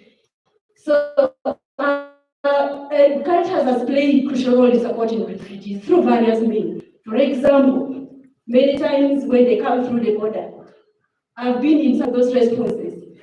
They are the ones providing shelter for these people when they come. The church, you can't chase people away. These refugees are living in the church. And when floods happen, again, the western part of the country, when we're talking about crisis, it's not only refugee crisis. I wanted to make it clear, rather, we're not only talking about refugee crisis, but we're also talking about crisis as a result of natural disasters. When floods happen, the church is the first evacuation center for people to run. Many times when we come to report, we find everybody are in the churches, schools, hospitals that are owned sometimes by the church, and they've already been providing this. Food, a number of Caritases has been, mobilizing. We've talked about fundraising and so on. You do it a lot. I've seen it. The last recent response I've been in Kasese with Father Musa. The bishop had mobilized a lot of funding and food relief. That even came faster than the humanitarian action. As people were suffering, people were already having food from the bishop. They're extremely vulnerable. People were displaced due to the flooding. A lot of guidance have been given to the people advocates for the right of the displaced population and faith-based support, including promotion of social cohesion. In other parts of the country, I'm happy I see my colleagues from Gulu Diocese. I think there's a lot of cross-border conflict that is sometimes happen, and you find the government, OPM, UNHCR, and other humanitarian actors go to have those kind of sensitization. And a lot has been done by Caritas in offering psychological first aid to the affected victim. Most recent one, here with the Executive Caritas for Tororo, Father Sylvester, when we lost 30 people in the recent flood in Bulabuli, they were offering psychological first aid to the people who lost their life and people who were displaced. So we've been doing this thing. So what has been done to empower you? All has already been talked. I don't want to repeat many of them. In the last discussion, as if you were talking about my slide, I don't know whether you saw it already. But everything you were talking was in this slide. Church fundraising event and appeal to the congregation is very important. Make sure you have a clear reason why you want congregation to contribute. If you don't have I'm a Christian too, and a Catholic. If you don't give me a clear reason why I need to give the money, I will not give. So be with a clear mission that you talk about it and people get to know what is it. Share also impact stories. You've not started work today, you've started before. Tell people stories how the support you receive from the congregation has helped. It will inspire and motivate others. Use technology, somebody already mentioned from up there. For fundraising, how do you track your data, your information, and you are communicating? Very important. And also, allow, sometimes don't just wait for the church. There are those rich ones who don't even want to come to the church, but they can get the information and they can donate online. Have different platforms for fundraising, including online fundraising processes. Network with other NGOs has already been talked about. How often do we attend coordination meetings? In your various districts, there's a lot of meetings always that happen, not only for emergency, even development. My sister there mentioned how do we benefit from the government program. So if you don't attend those meetings and understand what is going in the government, how will you benefit from the government program? Have meetings, workshops, be part of it, and it will lead you to identify potential donors during some of those meetings. And be active on social media. Many of you here, if I go one by one and start visiting your website, I don't think it is active. So, and you want to also say you want to be known, start updating your website, make it active, people can see, so that when you go for an event and you talk about Caritas Kabbalah, I can just go straight to your website and see. I've seen many times the ED would have left, contact, change role, the only contact has remained on the website is not updated. As my sister mentioned there that the donors want you to be competitive, there's certain things, they start with seeing your website. First update the things that you're doing and be accountable, both to the donor and the congregation. If they contribute money, I know we give accountability. Give that detailed accountability and also to the donor. And participate greatly in cross-border conflicts between refugees and host community. Next slide. People are tired? Are we still okay? Attentive, okay. If I'm too fast, you let me know. I think this particular component of social cohesion, the first speaker talked a lot about the rights of the marginalized community around participation, not on religious affiliation, political, and so on, but services should be given to people who are in need and the most needy. So specifically for social cohesion,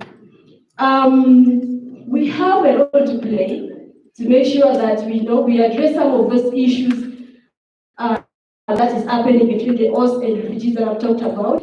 The church is well known for peace building initiative. Why I put a particular slide around that. You may not know, even when disasters occur right now, floods happen, people are displaced, there's going to be a lot of conflict. Because as the land gets washed away, boundary gets disappeared.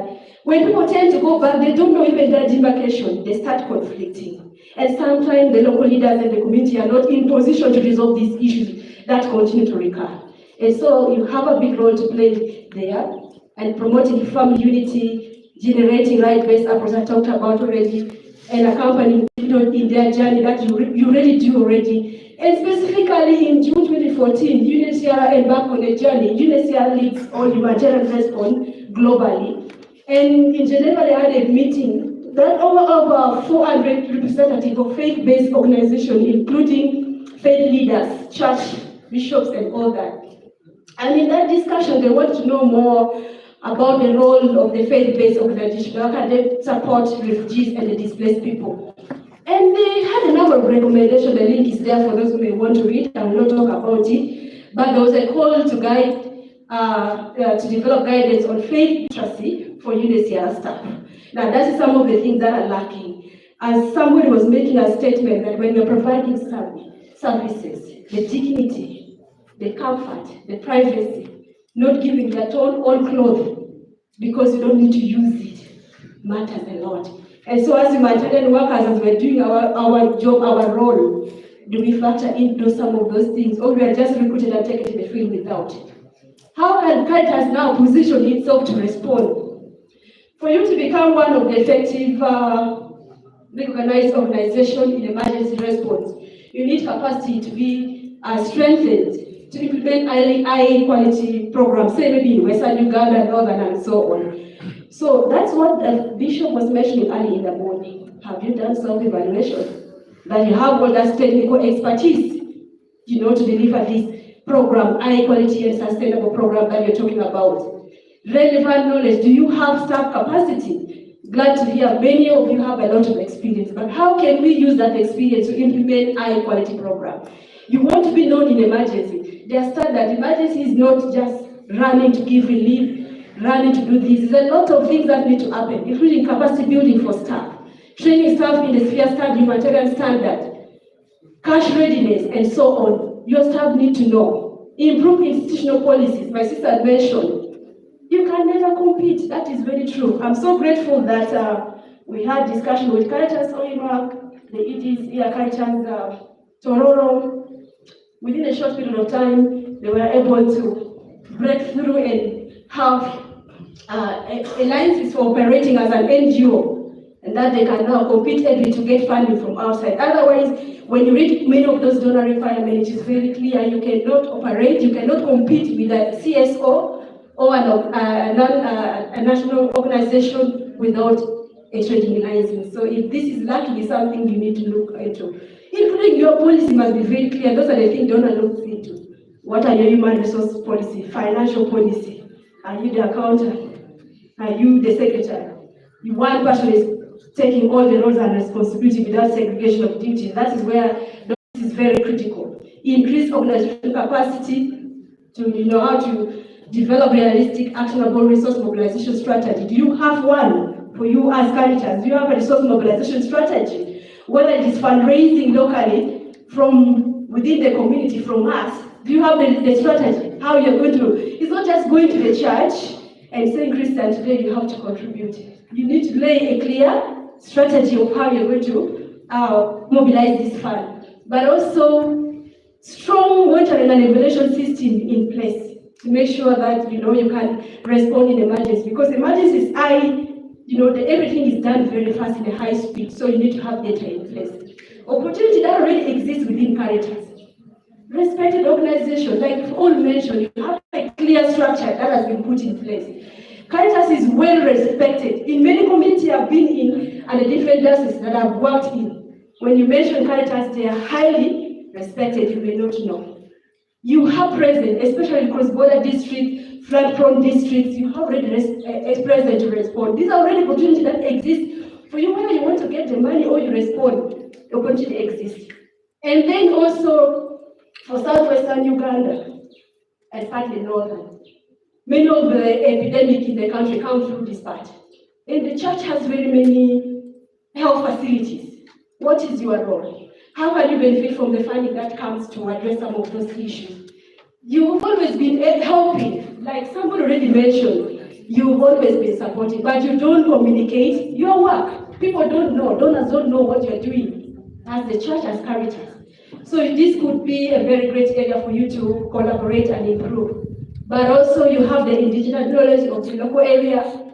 You also have opportunity for hosting donors. My sister mentioned here, how do we bring donors on the table, including big government people like the president? If you had invited him, he would have maybe sent Rina Banja here today for this meeting and would create impact. So how do we have opportunity for fundraising with the different donors through any form of? And then we have president of faith-based organization. She says she's coordinating that on the side of the church. There are very many faith-based organizations. CRS, World Vision, Humanity Inclusion, and so mention them, you have them. Again, in many of the locations, especially around the western part, there are so many private sectors, but also everywhere in the country, including the bank.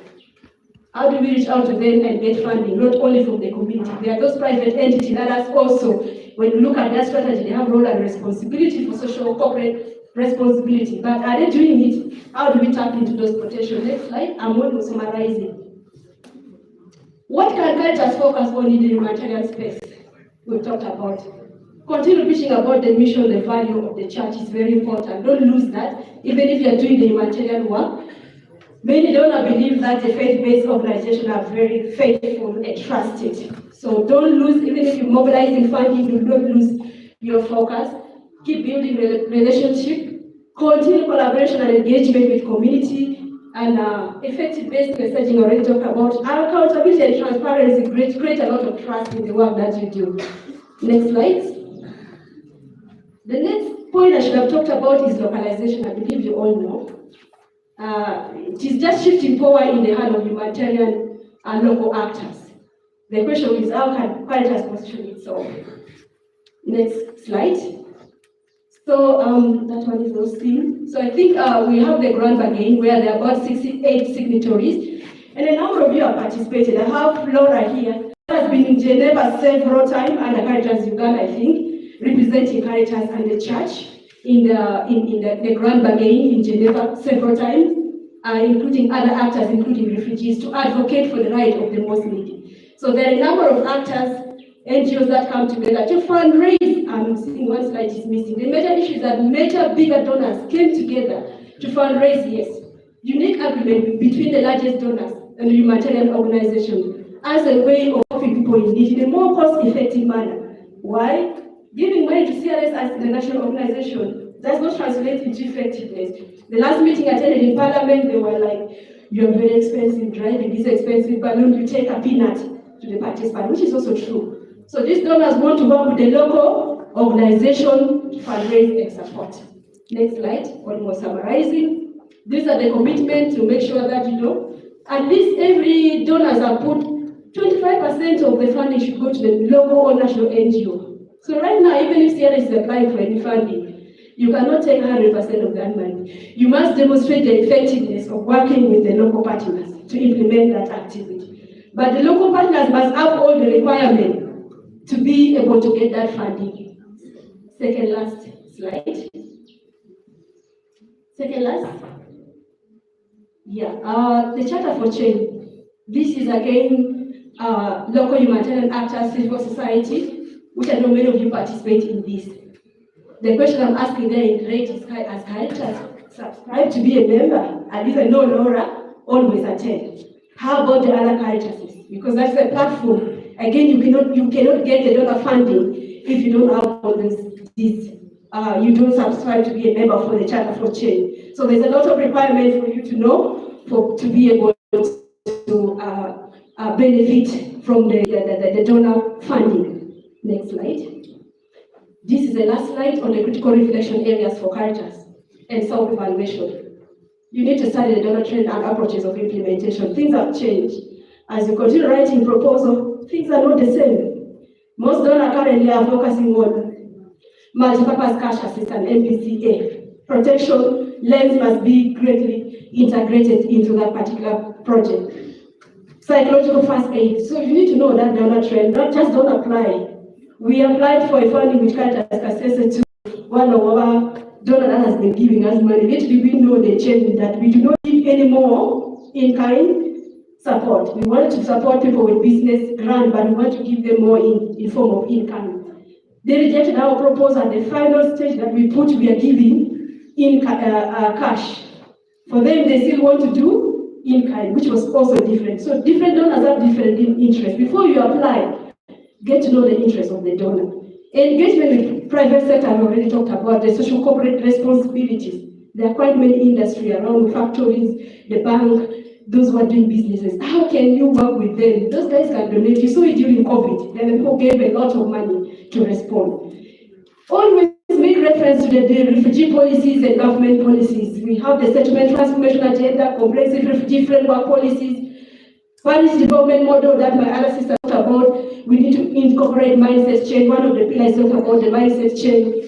The National Development Plan 4 has just been updated, has just been shared. I know many of us could have not even read. They have just shared it out, I think, a month ago. So it's no longer NDP 3 that we talk about, it's now NDP 4. So keep aligning your program to that. We have the disaster policy in place, which the parliamentarian and the NGO forum are currently advocating for the bill to be passed in parliament, so that there's contingency funding for responding. Because many times when disasters occur, everything is centralized at Kampala level. The district people cannot make a decision on that. So look at those policies and see, while you're designing your organization policies and program, align them to the government, to the donors, and so on. But also the reflection here is start with faith-based organization. Map them. Who are they? Their mission and value. Does it align to the church? How can we partner with them and benefit and also get their funding? And you subscribe for the Charter for Change that I've just mentioned, and make sure you have all documentation required for you to apply for any funding. And a visit to the transit center, settlement camp, people displaced due to disaster risk, and by higher authority, the church, like my other brother was saying, Bishop, if you don't come, we will not collect money. It's very important. I've seen in Kasese, in Arua, in Soroti, where the bishop were reaching out to some of those places and also making appeal to the different donors like UNHCR and so on, which has created impact, including Chikube district. I've seen the bishop there moving a lot and high authority for engagement and seeing what is happening as well. And attending important district coordination meeting, that is very important. You will always miss a lot if you don't attend any meeting. Start understanding the schedule of meeting within your district. There's always a quarter district reflection meeting concerning what, depending on what you're doing, be part of that meeting. If you're not going there, send your representative. Visibility promotion is something you need to reflect with. How do you coordinate and have different network and update your website? And then how can you utilize the different volunteers network? It's so funny that sometimes we come to respond as for Catholic Relief Services, we've never responded to any flood without working with Caritas. We always get engaged with them. Our first entry point is Caritas, wherever they are, unless there's a big distance from the area we are responding. But you find even where there are Caritas, sometimes we want to respond or people get funding to respond. They carry their volunteers all the way from Kampala. And yet you have millions of the church volunteers network at the different parishes that can be used to implement. I'm so grateful to give one example for Caritas Kasese. I think they've gone an extra mile, they've really positioned themselves in the GRR, the information on disasters actually. When flood happened, their volunteers are the first to submit information to the district that they use to develop the situational report for funding from OPM. And then now they have even an MOU with the district on how to engage on GRR activity. So those are the actions that we need to take and be on top of the key. But key learning I just mentioned, I've worked with Caritas Uganda, capacity building, Tororo, Arua, Oima, Kasese, a bit of Fort and Kabale as well in the past responses. You've been responding very well. Communicate the work that you are doing. Report. In the government, there's a reporting line if you're providing assistance. Sometimes you do very good job. We go to the field and we found the church has already delivered food. It is not even recorded anywhere, even in the media, it's not there. So visibility is key. It's not that you're showing. Probably, I think the church might think when you're giving, you don't need to show. But in the principle of humanitarian response, you need to let them know. Thank you very much. Thought feedback is welcome.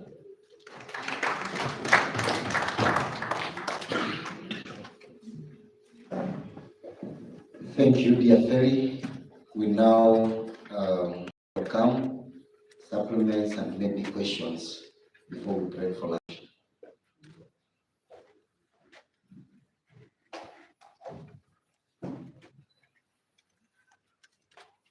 Any question? Any supplement? Any comment?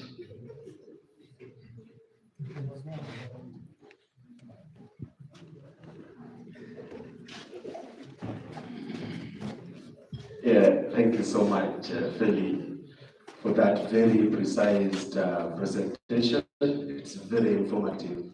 I think we as the material team, we have very little to add. In the event of our work, I think this is a cross-cutting experience. I will take it as an opportunity to also compliment what Msgr said. Whereas we have these several interventions, year in, year out, people are still poor. The refugees whom we're supporting are still poor. Why? We realize that it's because of the gaps in our implementation. We tend to embrace in totality what comes about, science versus reality. You realize that there is a lot of market in agricultural production. Scientists are also making money. And as an organization, this year they will advertise Longi, maybe 17.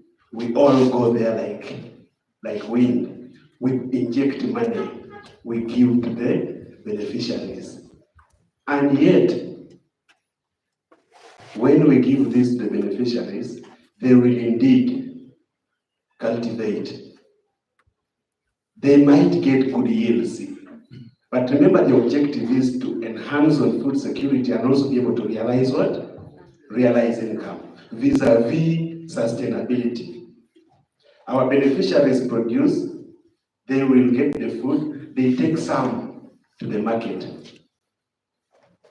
Other beneficiaries of ours go to the market to buy the same seed, whose reproduction has been compromised. So they end up going to the market, buy the seed, go to plant, it all fails. I think I should interest our Caritases to do a lot of research on what we have given to our farmers, how does it work, and then we come up with the documentation. If we are to help our farmers to sustain this. And then the other aspect, my colleague talked about a misconception on cash for work. I think cash for work should be for community for purposes of community development. You're giving cash, people participate in community development. But sometimes in our interventions, we give this cash for personal work that somebody is supposed to do. It happened in Karamoja at one time, where we went with the cash for work. You're giving somebody so as to open his land, you're giving him cash for work. You're giving him cash for work to plant his own seed in the garden. You're giving him cash for work for weeding. And then at the time of harvesting, somebody still needed money, cash for work for harvesting. And when you don't give, somebody refuses to harvest the what? To harvest the crop. I think it's important for us to critically understand the approach we go in to the farmers, because the farmers are vulnerable. They assume we have the knowledge, we are the ones who are very knowledgeable. And whatever we give them, they take it. And at the end of it all, they are unable to sustain the intervention. I thank you, and I submit. Yes, Lord. Thank you, Feli, for the wonderful presentation. I would like to add something to do with the Charter for Change and the Grand Bargain. It's about shifting power from the INGO, UN, to the local partners. Always in the meetings, you don't find the Caritas is represented, except Caritas Uganda and Caritas Kotido. So our donors are our signatories at the Grand Bargain. So it's also important for the different Caritases to subscribe to the Charter for Change. You don't need to register to be a member of the Charter for Change. Currently, much as the donors are reducing funding, the priority for funding is going to local partners. So for you to get those funding, it's important to be a member of the Charter for Change in Uganda. Thank you.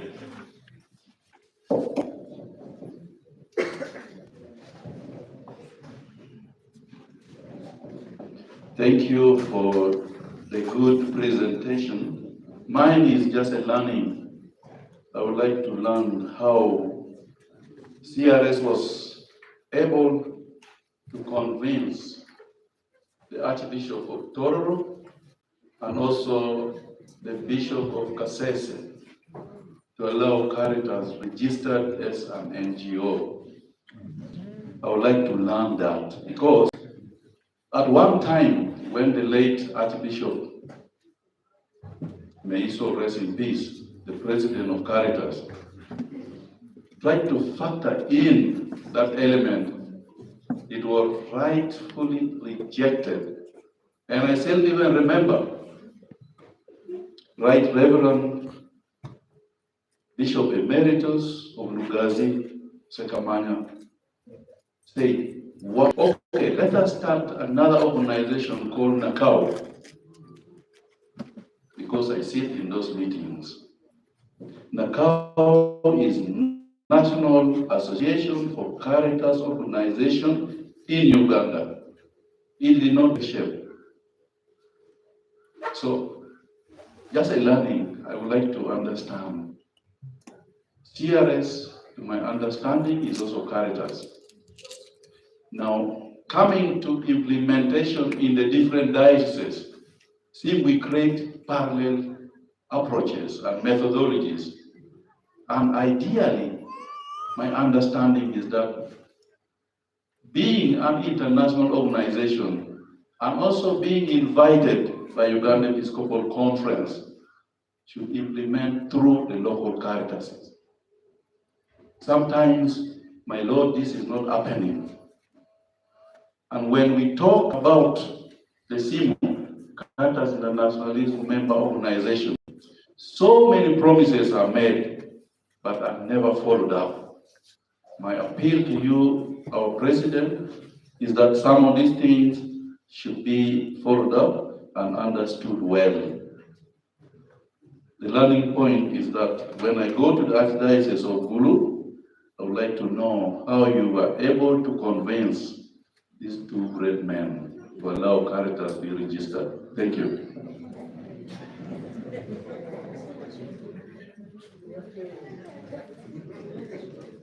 Thank you, dear Mr. John Bosco. With due respect, it is time for lunch. Yes, it is time for lunch, and we need it also.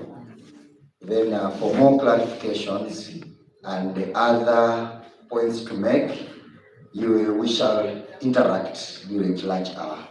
Yes, and we shall be available to respond to all these other submissions. Thank you. Thank you, Father.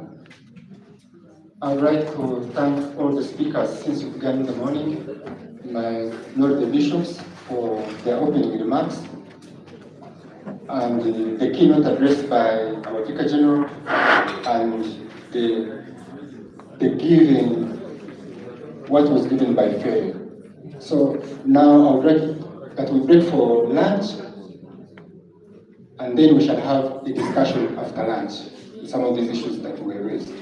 I think you will have to go for the launching and inspection of exhibitions. It's 2:30 now.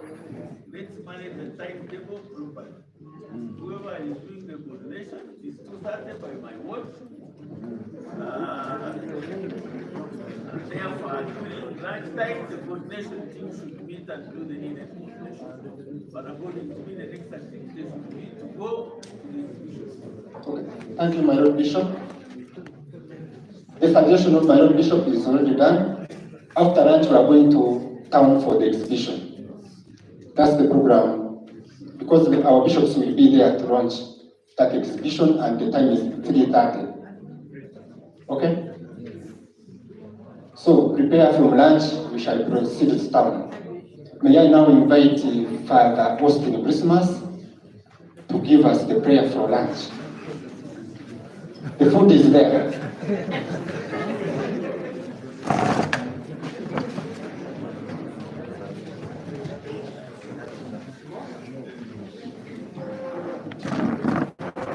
May I request you to kindly stand up? The food is there.